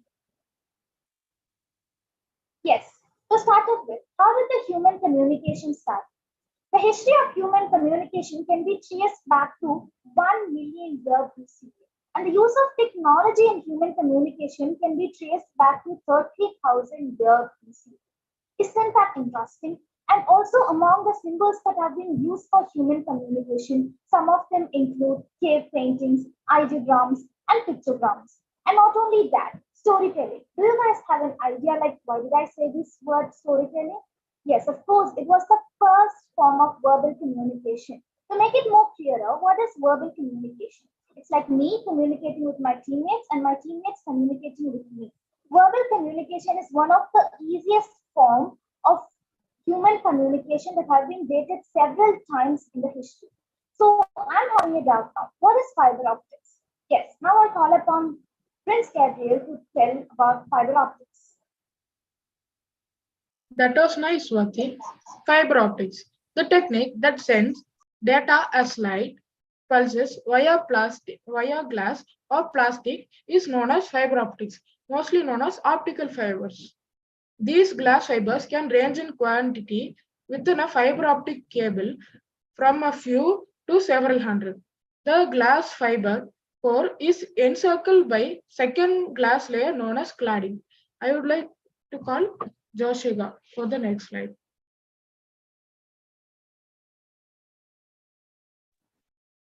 Did you know who's the father of wireless power transmission? It's none other than Guglielmo Marconi. In 1895, G. Marconi used radio waves to transmit signals over a distance of several kilometers.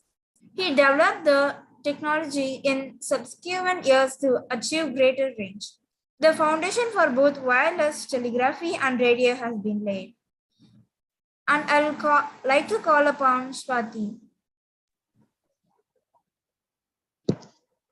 It was wonderful about the father of first invention of wireless power transmission, Jessica.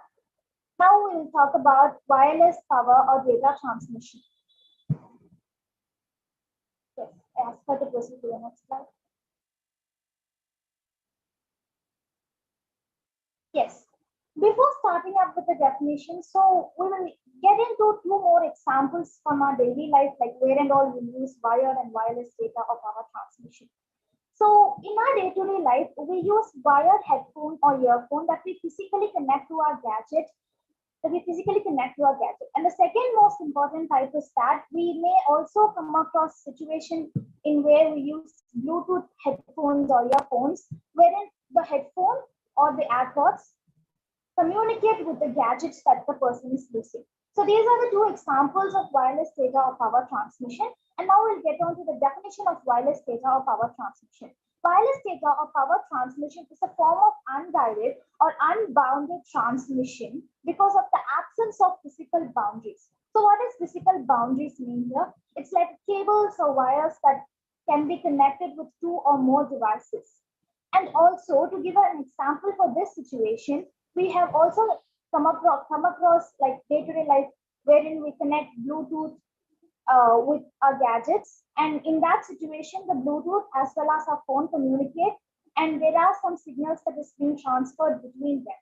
So these are best examples of wireless data or power transmission, and now I call upon Prince to explain about wire data or power transmission.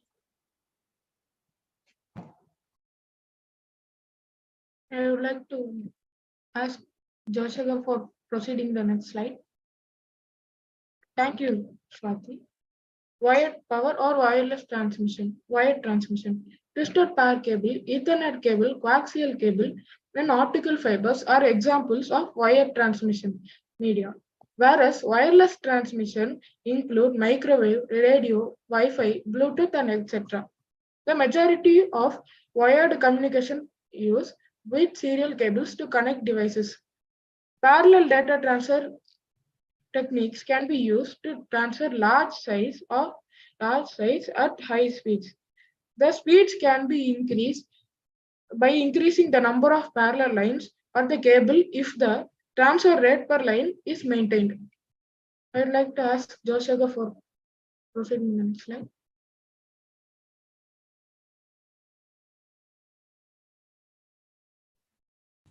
It was excellent indeed. Wired power transmission and wireless power transmission. In wired communication system, they have a physical connection between transmitter and receiver, where the signal is transferred. Where the wireless communication doesn't have any physical communications, we don't need any antennas to transmit or receive the signal in wired communication. But in wireless communication, antennas are used as the part of wireless communications. Wired power transmission is sent to form of electrical signals, like an example of optical fiber, are also being used as a high-speed transmitter. Meanwhile, wireless power transmitted by electromagnetic waves, and these waves are different for different applications. Usually, wired waves are different for different applications, and wired communication system do not require the modulation of signal but wireless power transmission a signal in form of an electromagnetic wave for wireless communication. The signal must be magnified with a high frequency. And also a wired communication system is used as for short distance communication because of the wire's length. And in wireless power transmission, the wireless communication system is suitable for long distance communications. I'd like to call Swati to explain about the next. It is well explained about the wire and wireless power transmission. Now we are having different types of wireless power transmission that we have been seeing in our day-to-day life. Yes, I asked her to produce. Next slide.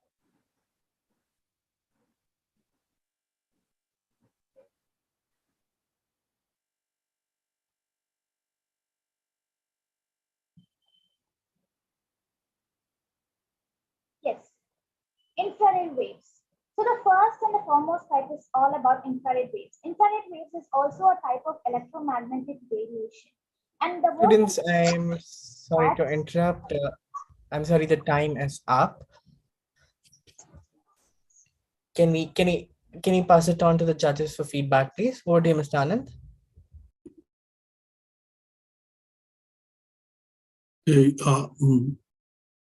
Hey, guys, and I really want to appreciate, wireless is probably plays a very important role in our day-to-day life. And in fact, I think you guys have articulated. I could see, huge information in the PPT. Probably that is one thing, in fact, you can try to make it crispy going forward. Everything requires a learning phase as well. This is the feedback which I want to give. And another thing which I want to ask you is, there is also some disadvantages, right? Because of the wireless. What do you think the disadvantages are? Yes, sir. Even though wireless power transmission can be used for long distance services, like a power loss is very often in this wireless transmission system. And also setting up its power plants is also expensive. And it cannot be used during electricity loss or when the season is not comfortable, like during rainy seasons. And even though the hospitals that depend on this wireless power transmission, so even when rainy seasons or when the condition is very harsh, those machineries that is used for surgical things will not be suitable, sir, and they always have to depend on this machineries to do so. So on that particular time, wireless power transmission cannot be like adequate or cannot be good to use at that point of time, sir. And what do you do if it is in case of overload? Sir, can you repeat it? What do you think in case of it is overload? Like if even though like a wired power transmission, we may have cables and wires and which is clogged up and dumped over there. And this wired power transmission, if more of them is used, they may also be like interruptions, and the network bandwidth may also be low when one is communicating from another city for the one in the abroad. So that condition may also differ and be different when we use more. Beyond all that gives great advantage. So that's what your PPT has brought in. Appreciation to all of you three. Thank you. Over to you, Akash. All right, over to you, Mr. Antonio. Congratulations, team. I think you did very well in your presentation. With the kind of knowledge you show at your age, in regards to this wireless communication topic, I'm truly very impressed. The way you handled the question that was just posed to you and your answer, it showed great research. I'm very impressed with that. So my question is, you made mention of a number of wireless modes and methods you could use. You mentioned radio, you mentioned infrared, optical fibers, you mentioned all that. So which one would you recommend? And in what cases should I use one instead of the other? Why should I use radio instead of optical fiber or infrared? So according to my opinion, I would suggest that using wired data or power transmission would be useful, sir, rather than using cables or wires that we always wanted to be dealing with during power loss. It's better to use wireless gadgets, sir. So for example, even though in hospital or surgicals, people during like surgeries, they always depend on this wired machinery, sir. So even though if they wanted to transport it to other places, it might be difficult to just carry all those wires or cables. So I would suggest that using wireless power transmission or wireless power data storage would be better to transport it, and it is also more efficient to use. And also the transmission over like using signals may also be faster in this wireless data transmission. All right, thank you, students. Over to you, Mr. Carton. Yeah. Swati, Prince, and Joe Shega, your presentation was really good. You have come up with a very good subject on wireless transmission. It was one of the most important factor that is ruling the world now, because the telephone has already gone into a mobile phone. So communication has become very faster. And you people, I am 100% sure most of you might be having your mobile phones, and the communication with your friends have become faster, even through WhatsApp and things like that. So at our times, it was a very difficult process. None of these things were there except the telephone. So what we used to play with, we take a matchbox, tie a string at both ends, and we start talking to each other. I don't know whether you tried that or whether you know about it. So if you didn't know, try it today with your classmates. So and you will see how the communication started off. So you came up with a very good project, so that it in fact is higher your level, and your thinking into the critical thinking is very good.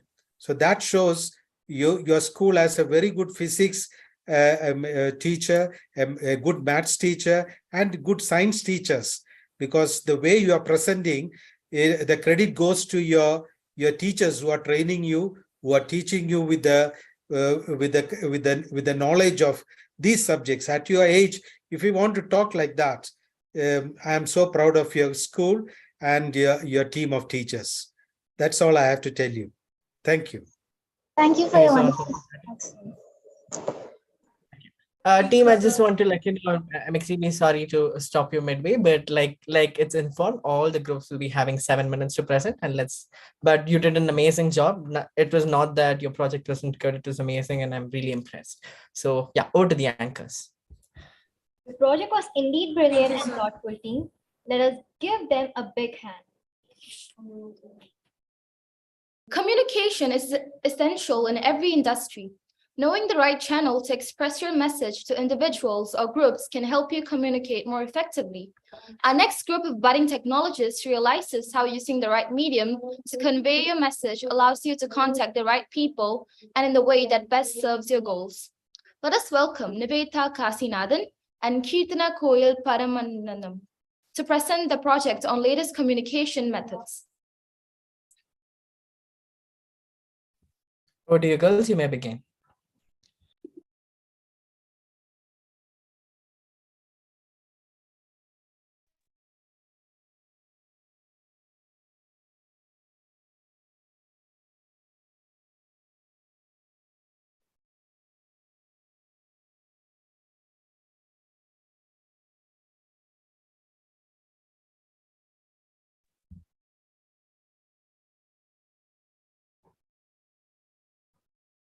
Hi, I'm Kirtana Koyal and this is Niveta. The world is a complex space and the influence of the media in its representation and its power of communication and interpretation is a remarkable amplifier of emotion and of illusion. Be confident, be bold and be propagative is a great quote by Tariq Ramadan. How will you define conversation between two or more people? Communication is a process of passing information and understanding the same from one to another. There are two types of communication, verbal and non-verbal. Verbal communication is defined as a communication that expresses our views and ideas in form of speech. Non-verbal communication is conveying information without using words. Every day we use hundreds of non-verbal and verbal communication in our life. Earlier, we said that communication was limited. It was the interaction between two or more people. Communication has evolved a lot in the following years. In earlier days, there were times when paintings were a form of communication. There were usually paintings of animals, tools during those days. When humans used to hunt after painting, we used more smoke signals and carried pigeons. After that, letter was invented. Then finally, we are using phones to communicate. The first generation of mobile network was deployed in Japan by Nippon Telephone and Telegraph Company in Tokyo 1979. The first generation has disadvantages. It has a poor battery and the phone was large to carry. And the worst part is the calls can be traced. The second generation of mobile network was launched in 1991. Some key features of 2G are SMS service and roaming is possible. It also had an enhanced security. But this network has disadvantages such as low data rate, limited mobility, and less features. The third generation of mobile network, this network has high data, video call security, and high quality. The disadvantage were expensive and needed higher bandwidth. The fourth generation has much higher data rate, reduced latency. Disadvantages of the fourth generation is expensive hardware and infrastructure. The fifth generation is advanced, ultra-fast mobile internet, low latency, high security. Satellite communication is transporting information from one place to another using communication satellite to orbit around the Earth.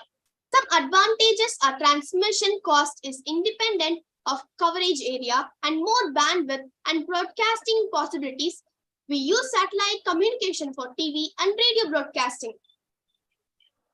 Free-space optical communication is an optical communication technology that uses light propagating in free space to wirelessly transmit data for telecommunication or computer networking. Free space means air, outer space vacuum or something similar. This contrasts with using solids such as optical fiber cables. Fiber optics offer many advantages over conventional wire systems for satellite communication. They include low weight, large bandwidth capacity, simple architecture for data busting, electromagnetic interference, invulnerability, and cost effectiveness. Fiber optic cables transmit data via fast traveling pulses of light. The difference is free space optics uses an energy beam through free space, whereas fiber optic uses an energy beam guided through an optical cable. Free space optic communication may provide flexible, easy to install, and license-free line of sight wireless communication links. The method we say as latest communication is actually the ancient method, which we use mostly just like the telephone, which changed to phone, and then 1G to 5G evolved. Some latest communication are email, Skype, video calling, WhatsApping, chat, and mostly phone calls. I wish I had a crystal ball to predict the future of communication. Unfortunately, I do not. Communication system has grown a lot, but what will be the next? Mostly, scientists say in 2050 humans will be stopped speaking and start to communicate with their thoughts. And also, people start building robots. Haptics is the science and the technology of transmitting and understanding information through touch. A handshake or a pat on the back is an example of haptics. Haptics is the use of touch feedback when you interact with your device. To complete my presentation, I summarize that the importance of effective communication is immeasurable in the world of business and personal life. Good communicators listen carefully, speak or write clearly. After this evolution of communication, what do you think will be the next? I hope on this presentation you learn more about communication. Thank you for listening. Judges, your feedback, please. Over to you, Mr. Anand. Hey, hi. Whose idea was that? On a last slide, there was cookies around. So the Sorry, last Mr. slide Anand. was Cookies around in the slide, the thank you slide. Yeah, whose idea was it, students? It was really sweet presentation. That's why I want to. Both, and in fact, Niveda and Kirtana, right? It's fantastic and really every information, every slide was informative. You guys have done a fantastic. There was a good connect between both of you while doing the presentation, and more of the satellite and optical plays a very important communication tool in the current scenario. I think you guys have connected well. There was a historical.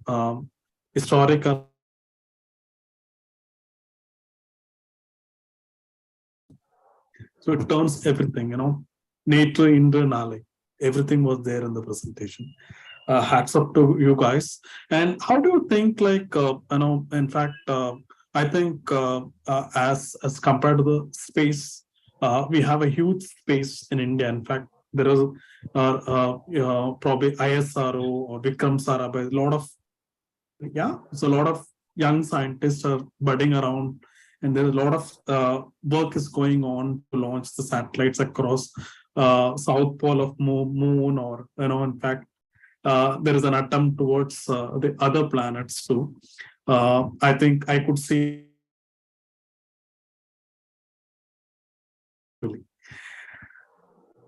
So I don't have any questions to both of you. Well articulated. Thank you. Thank you, sir. Thank you, sir. Thank you, Mr. Anand. Over to you, Mr. Antonio.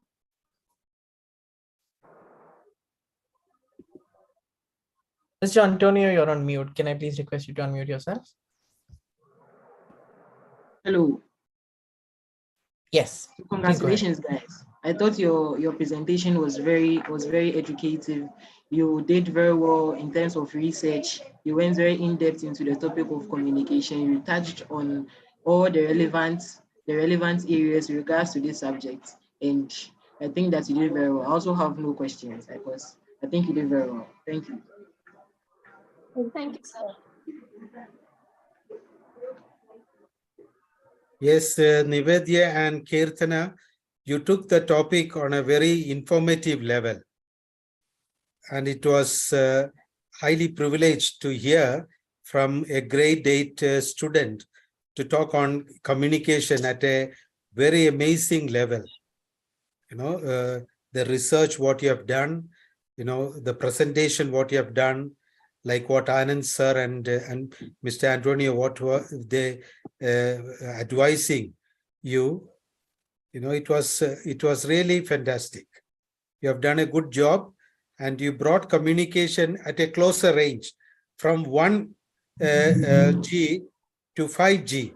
That is where we started off, and that is where we are now. So if your mindset has started from 1G to 5G, that is the level of communication. I think the world is now looking at it, and maybe to go further in development. So I think by the time when you reach grade 12, our communication level will also might reach to, let us pray, to 12G. So wishing you all well, and taking you to a greater level of thinking, and your critical level is very high. That is the beauty of robotics. When you learn robotics, that is where your mindset will change. The thinking aspects will change, and your depth into the subject also will change. So that is an amazing presentation by all of you. So far, so good. So all the best for the rest to come. Thank you, sir. Thank you so much. Over to the anchors. Awesome work, team. Kudos to you. Let us all give them a big round of applause. Batteries are a crucial component of our daily lives, powering everything from our cell phones to our cars. Today, we have with us Tanan Kadiresan and Harishwar Badidasan, who have researched and explored the development of batteries over time, from their earliest forms to the advanced batteries today. Over to you, team.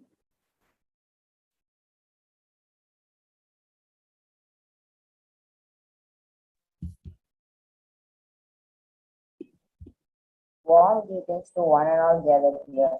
Myself, Tanin, with my partner Harishwar to present the topic evolution of batteries. Around 250 BC, the first battery is believed to be formed. It is known as Baghdad battery.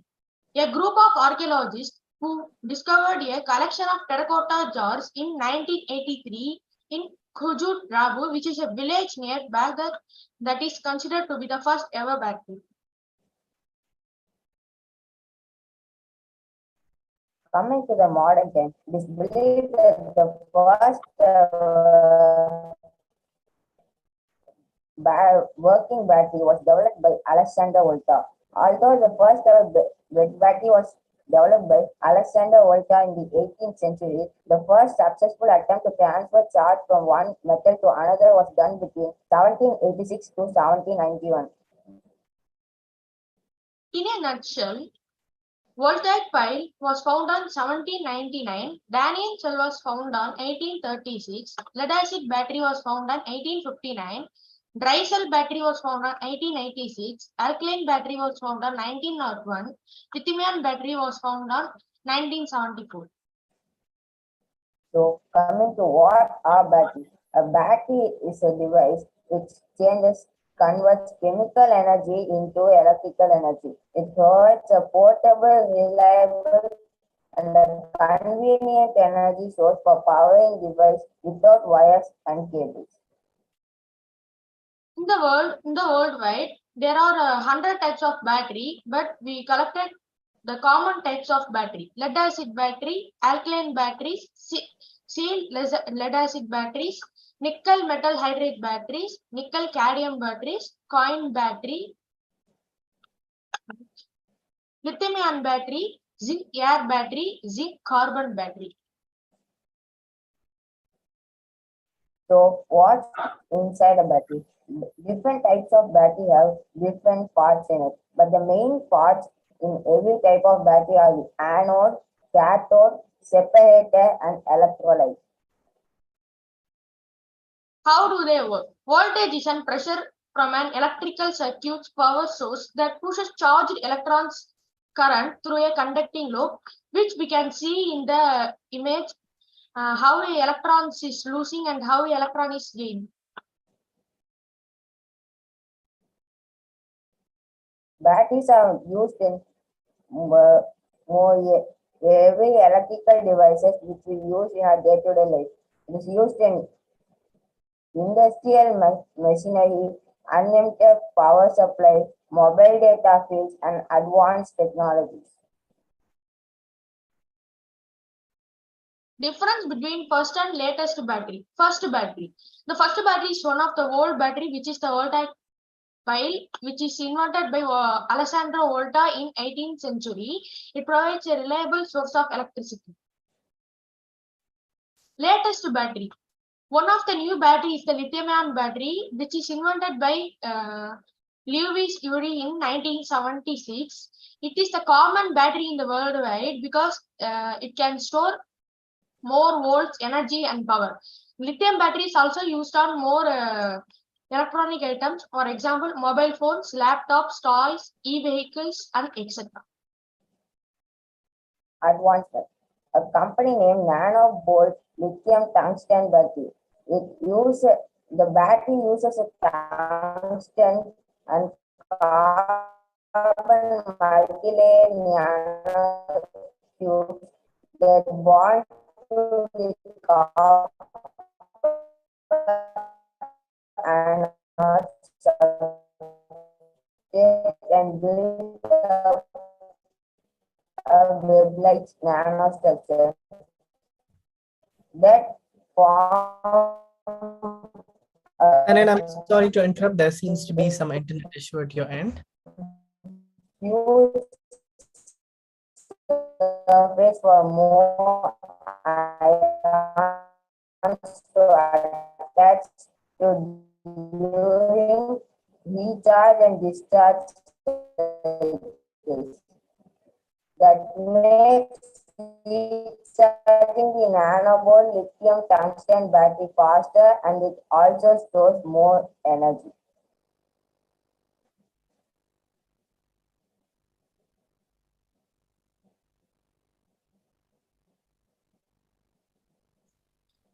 Harishwar, can you take this forward? I think Thanan is facing some internet issues. Yes, sir. Shall I share my screen, sir? Yes, you can.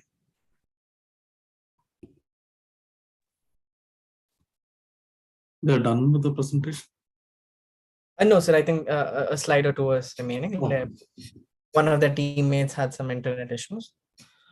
Sir, you can see my screen? Yes, we can. Go ahead, Harishwar. Yes, sir. What is a BMS? Battery Management System. A BMS may monitor the state of the battery as represented by various items such as total voltage, voltages of individual cells or voltage of periodic cells, average temperature, coolant intake temperature, coolant output temperature or temperatures of individual cells, coolant flow for liquid cooled batteries, current in or out of the batteries, health of individual cells, state of balance cells. Difference between the first electric car and the latest one. The first ever electric car was built by Robert Anderson in 1884. It used an lead-acid battery which has less energy density, so people could only travel less distance such as 50 to 40 kilometers. But nowadays, electric cars use lithium batteries which has a high energy density and can travel more than 600 kilometers. And thank you.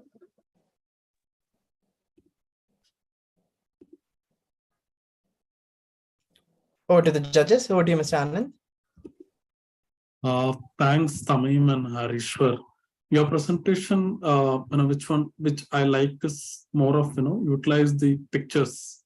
That is something which is a great work.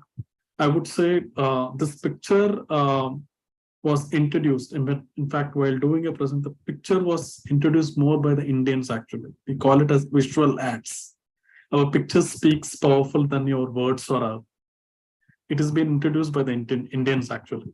We taught this to the world actually. So that way you guys have done a good job. In fact, highly informative on the batteries part. So I think, the electric cars would emerge greater in future because of understanding the environmental pollution. And most of the countries are shifting to the electric cars. there are countries like Norway or something, I believe, in fact, which is 100% electrical. So it's going to be a great future. And in fact, you guys have brought in the futuristic topic also. And also, we also need human batteries also, right? What is human batteries? Sir, What is human batteries? human batteries. when you're learning is when your brain is getting when you need a charger for the brain, you need learning. That's human batteries. Yes, sir, I When you understand. lack of energy, then you need food. That is human battery. Yeah. So good job, both of you. So keep doing the good. Only thing what I would suggest is on your presentation, don't try to Google more and add it. Try to add up your thoughts, more innovative thoughts in the presentation. So that would rather give your identity in the presentation. That's the one feedback I want to give. All of you, both of you, all the best. Yes, sir. Thank you so much, Mr. Anand. Over to you, Mr. Antonio.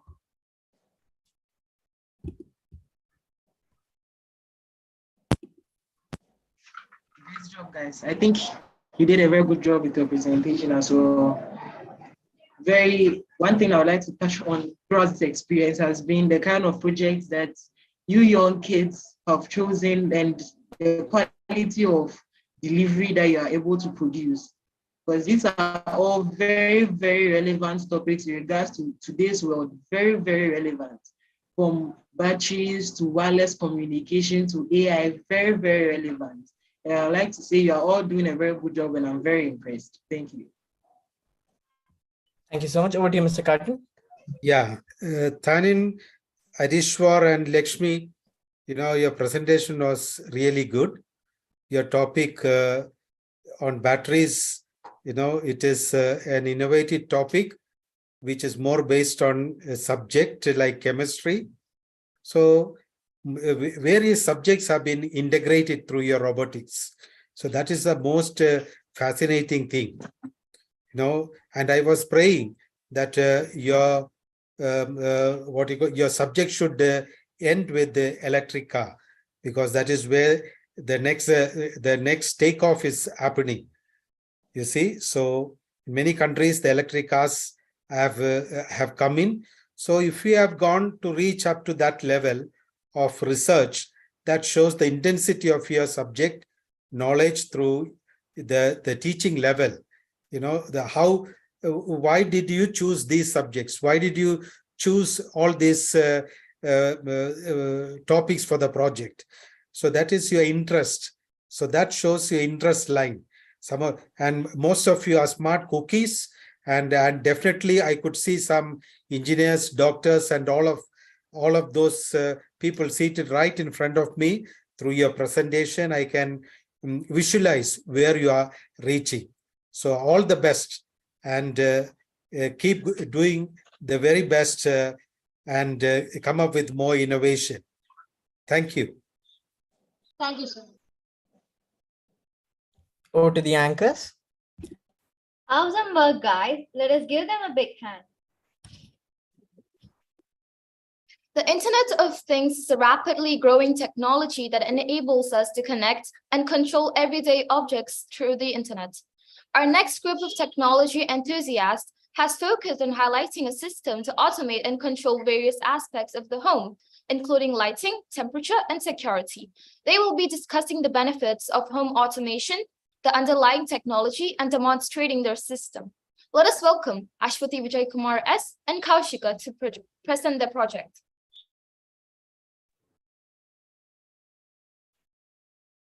First of all, let me thank the How and My team who has initiated such a massive program to us. I'm Kaushika with my teammate Ashwata, and we're glad to have the opportunity to share our project on IoT with you. We are from Kamlaniketan, located in Trichy, and we are currently studying in 8th grade. Before we start, I wish to mention one such incident where IoT comes to the rescue. Everyone gets exhausted when we return home, right? But sometimes instead of having food outside, we crave home-cooked food. So while we shop, we can use IoT to make food at home so that we can take rest without having to cook a whole meal. Now, let me introduce our project. IoT, in simpler terms, the Internet of Things, connects devices from anywhere in the world. Hard to believe, but it's true. Let's look at some fields where IoT is widely used. IoT is used in agriculture to collect smart data on crops and to monitor the field.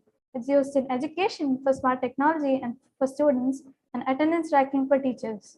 It's also used in healthcare to track a patient's health and performance and get urgent medical care if it's required. Moving on to IoT's hardware, our project uses a hardware called Node MCU to connect to our device to Blink and control it from anywhere. And as you can see, these are a few of 1,000 devices that work with IoT. Moving on to cloud computing. Before I start, I would like to introduce myself. I'm Ashwata and I'm from AT. We will look into a topic that is associated with IoT, cloud computing. To put things into perspective, cloud computing is the act of managing and processing data through a network of remote servers located online, rather than doing it by ourselves. There are many organizations that provide these cloud services.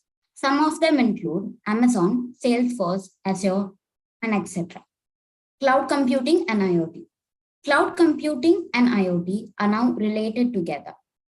How IoT and cloud computing works together is that the sensor data will be uploaded to the cloud and it will be saved for later use to monitor or activate certain things through other devices. Moving on to Blink. Blink is an open server cloud-based platform for many IoT devices to communicate between hardware and the device. We can create a UI and UX on the platform for the viewers using the widgets they provide. And this is the platform we use to create our project. Upcoming about home automation with IoT. In our project, we've connected the Node MCU to Blink and added data streams to connect between the two devices.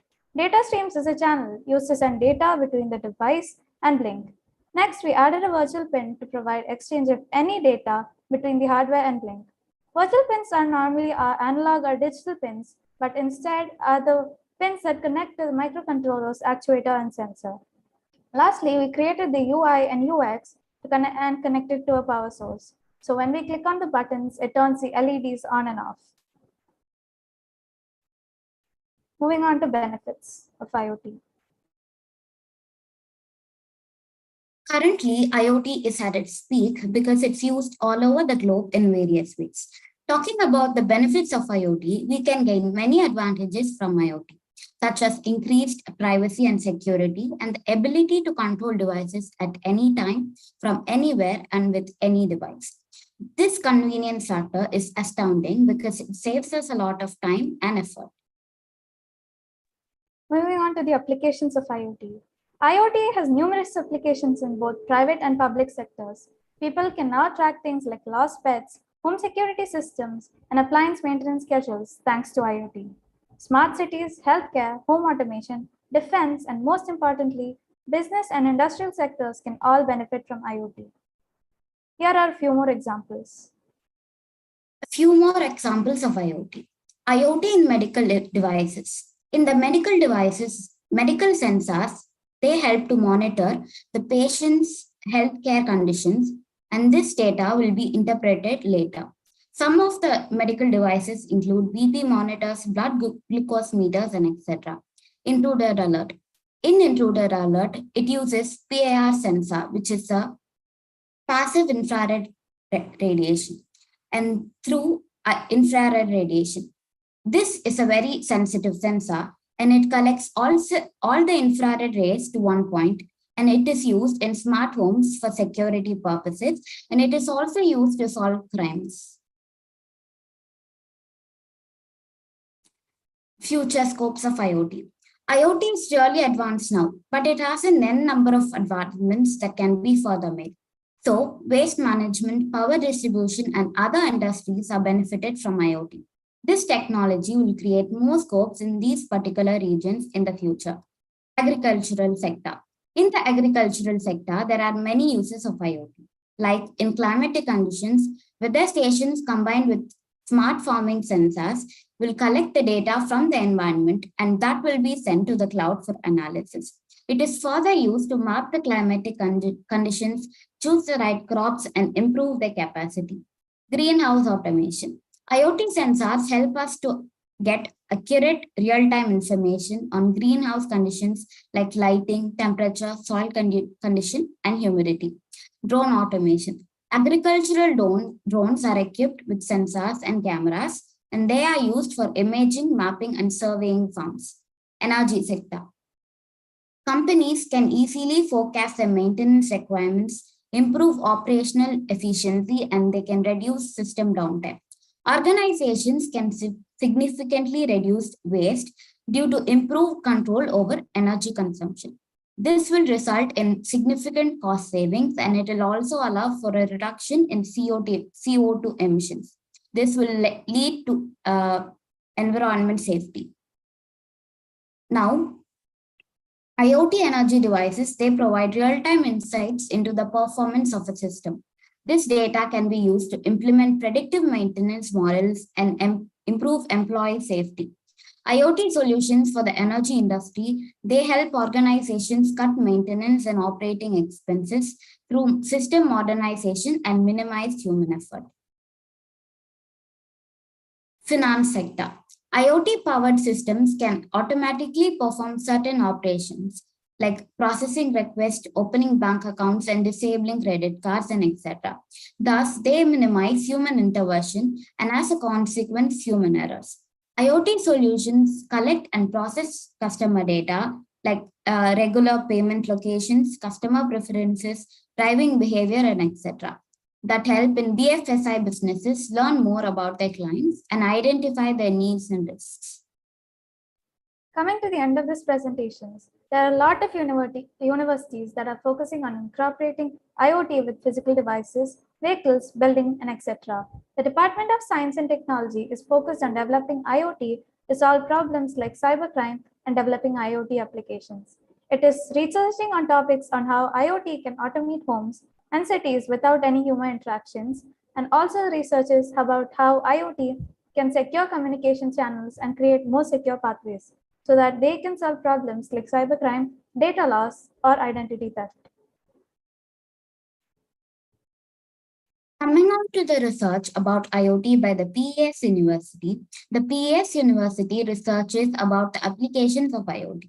They conduct researches on industrial IoT, smart city projects, rural development projects based on IoT, and critical information infrastructure, medical field, and wearables.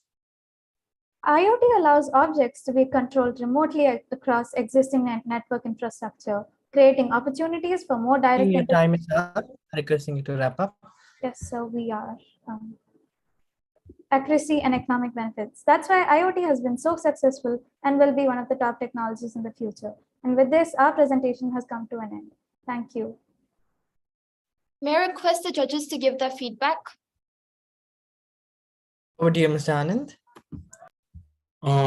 Kaushika and Ashwata, in fact, if you look at on your presentation, I would say more powerful topics like cloud computing you brought in, Blink, medical IoT, agriculture, energy, financial sector. This is something, and in fact, we all revolve around that on an everyday basis. And in fact, agriculture, I think we just cut shorted with only 3 points actually. Something very, very important. In fact, I think you are the only guys who brought that agriculture into the presentation. It's something very interesting. In fact, we live for food. So in fact, as a younger generation, you carry a lot of responsibility because a lot of protests around farmers. In fact, they're not being sufficiently equipped well, which requires a responsibility from our end also to protect them, help them with the technology, and give them a solution of how the technology can be helpful to protect the farming. So what do you guys think, like, you can give a solution for the farmers with the support of technology? With technology, they can have, it's easier for them to like do their work easily because it helps them process more data correctly and get real-time information about it. So it can help the farmers just to bring their crops to the whole world easily. How many of farmers in India know what is going to be the current market prices for their own production, whatever they're cultivating? How many of farmers know that? Most of the farmers don't know because other people are taking advantages of it and selling their. Only the middlemen earn a lot, right? Yeah. But the seed sown is by the farmer. In fact, those kind of responsibility you have. Every farmer has to be profitable, right? Then only you'll have interest towards helping us serving food, right? Yes. Sir. Yeah. So you have a greater responsibility on your shoulders. And in fact, the technology should bridge the gap. They should help, we should help the farmers as well. And in fact, one more topic which I liked is the cloud computing. We all probably during the COVID situation, entire world was blank. We don't know how the education is going to emerge. And thanks to the technology which you're using now, as Zoom, everything is through cloud, right? So because of that, we managed to connect, our entire the 2.5 years, we had taken care of the learning because of that. And thanks to you guys, bringing that tool as well. And really appreciate you guys have brought in a lot of tools inside your presentation, a lot of tools. Really appreciate both of you. Thanks. Thank you. Thank you so much, Mr. Anand. Over to you, Mr. Antonio. Congratulations, guys. I thought your presentation was very well done. I enjoyed the prototype and all.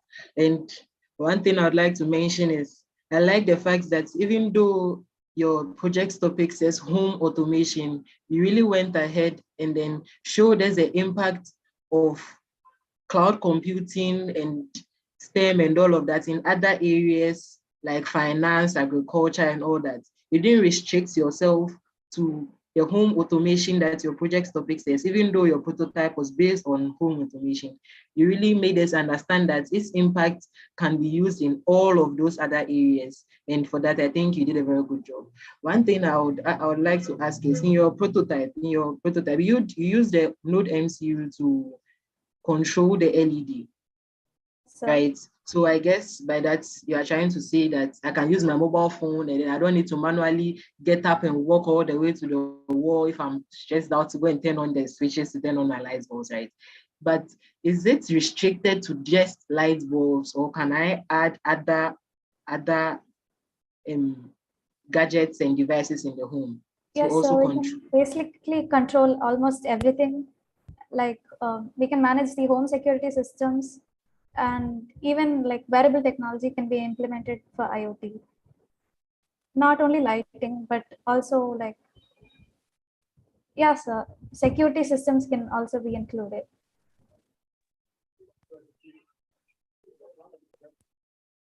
All right, over to you, Mr. Carton. Yeah. Now, I think Kaushika and Ashwada brought up a very good topic, which is touching biology as well as pure ICT. So that shows your ICT teacher is very good to give you the right guidance into your topic. So that is what I was trying to gather. Your presentation was excellent. Internet of Things, that is taking over the whole concept in a different level altogether. Now, one of the drawback what has come is everybody is getting into Google to research, but very few are getting into the books to read. So that is where, some of the concept you should also try and put it across. When Internet of Things are happening, it happens everywhere. So now you can see, now for anything that you need, we run into the net, we Google and research, and we find out. So now the libraries, they are also getting into the net Many books have been translated into net. So everything is coming up. So that's a good topic. I've just given a food for thought for you to also enhance into that. But now it shows your school has very good, strong foundation on science. Now biology has come in, chemistry has come in, physics has come in, ICT and mathematics. So I wish I should come and join your school and start from year 7, because I can see the greater level of thinking capacity of your team. That was excellent. I must also congratulate Rebecca and Leksha for giving us that innovation as good MCs. Your presentation was also equally good. Thank you. Thank you, sir. Thank you, sir. Go to the anchors. I totally loved your project, team. Keep it up. Let's all give them a big round of applause. With that, we have come to the end of our project presentations for day 1. Thank you. I want to thank the judges for the words of wisdom that have been immensely insightful to all of us. We thank you for your time. Over to you, Akash, sir. Thank you so much, Laksha. Thank you so much, Rebecca. Like pointed out by Mr. Cotton, both of you did a fantastic job, and I'm so proud of both of you. Good job. All right, students, with this, we have come to the end of, like they just mentioned, we've come to the end of project presentations for day 1. And I say day 1 because there's an exciting day 2 lined up for us. But before all that, I really echo the words that the anchors just mentioned. It was really insightful, not just for the students, even listening as a student. Listening here, I myself felt as a student, right? I got to learn a lot of things from these young minds, and also from the judges, right? We learned, a few judges were posing technical questions. A few judges came from the emotional intelligence background. A few students made the students think, technically, and how they can actually enhance their technological temper, while a few focused on them improving their empathy and kindness. So I was indeed, it was an amazing show for me. Great day 1. But before we say goodbye to each other, may I request the judges to share a few words, please? Mr. Anand, can I have can I have you share a few words to these students? Any message that you'd like to share? Any general feedback is welcome. Over to you, sir. Yeah, thanks, Akash. I think probably we have just left out some time. I think we are perfectly at our scheduled time, I believe. I'll not take much of your time. Anyway, it's a dinner time too. Guys, I was thrilled meeting all of you. I just live 100 kilometers away from your city. Basically, I'm from a town called Karekudi, which is just 100 kilometers from Trichy. No, in fact, I got settled in. That's why I was emotionally connected, to meet all of you. And really want to appreciate the job done by Laksha and Rebecca. You guys were fantastic. Because MC plays a very important role during the virtual meets. You guys are amazing. And in fact, let's give a big round of applause to both of you. So I could see great scientists. I could see great doctors. I could see wonderful teachers, professors who are really going to be responsible for the country. You guys are going to add a lot of value for the society. Because I could see from the interest levels, the presentation, what you did is something amazing. And congratulations to all of you. I just want to consolidate with one quote. People say sky is the limit. And for learning, sky should be the beginning. Please keep that in mind always. You're going to be successful always. And please convey my regards and appreciation to your parents as well. I think they have phenomenally brought up you guys. I could see the kind of support what they give in everyone's, because that's very important for us, because they play a very important role as well. And my wishes and congratulations to your parents as well. And we'll meet up soon. Whenever I'm coming to Trichy, let's catch up. Thank you, guys. Thank you so much, Mr. Anand. Your words really do mean a lot. I really loved the code. It's something different that I've heard, and I really appreciate you being here. Over to you, Mr. Antonio. Can I have a few words from you as well, please? So I'd like to say congratulations to all the students, each and every single one of them. projects they chose and the projects and the level of technicality they showed was very impressive. I'm truly impressed. On the tertiary side of things, we see people in the university showing this kind of knowledge and seeing students in grade 5, 6 also being able to show knowledge in these subjects. This detailed is truly very impressive. All of them should be very proud of themselves, and if they continue in this path, they will be truly very great. Thank you.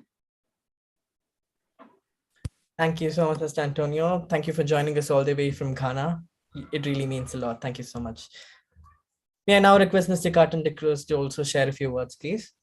Over to you, sir. Yeah, it was a very informative platform, and I felt very highly privileged to be in the company of these smart cookies who are highly knowledgeable, highly talented, very informative, and the depth of understanding through their research was amazing. So I know that the school should be doing highly well, and their presentation skill is very good. They are well trained into that. The articulation was excellent. So they could understand, read, and they give the content with a lot of gravity and with a lot of depth into it. And I must say, Leksha and Rebecca, you are excellent anchors. You are so confident. So that really took the whole program into a different platform altogether. And all the little ones who presented from grade 6 and grade 7 and 8, you have done an excellent job. You are all great qualifiers into the world of scientists, the budding artist that is coming up. So I wish you all the very best, and I welcome all of you to Kenya, to come and see Kenya, so that you will see a different world altogether. So now the time is already 8:30 there, and it is only 6 o'clock in Kenya now. So now you are getting ready for your dinner. I'm getting ready for my tea. So at this juncture, let me wish you all the best, the very best of luck. Good, better, best.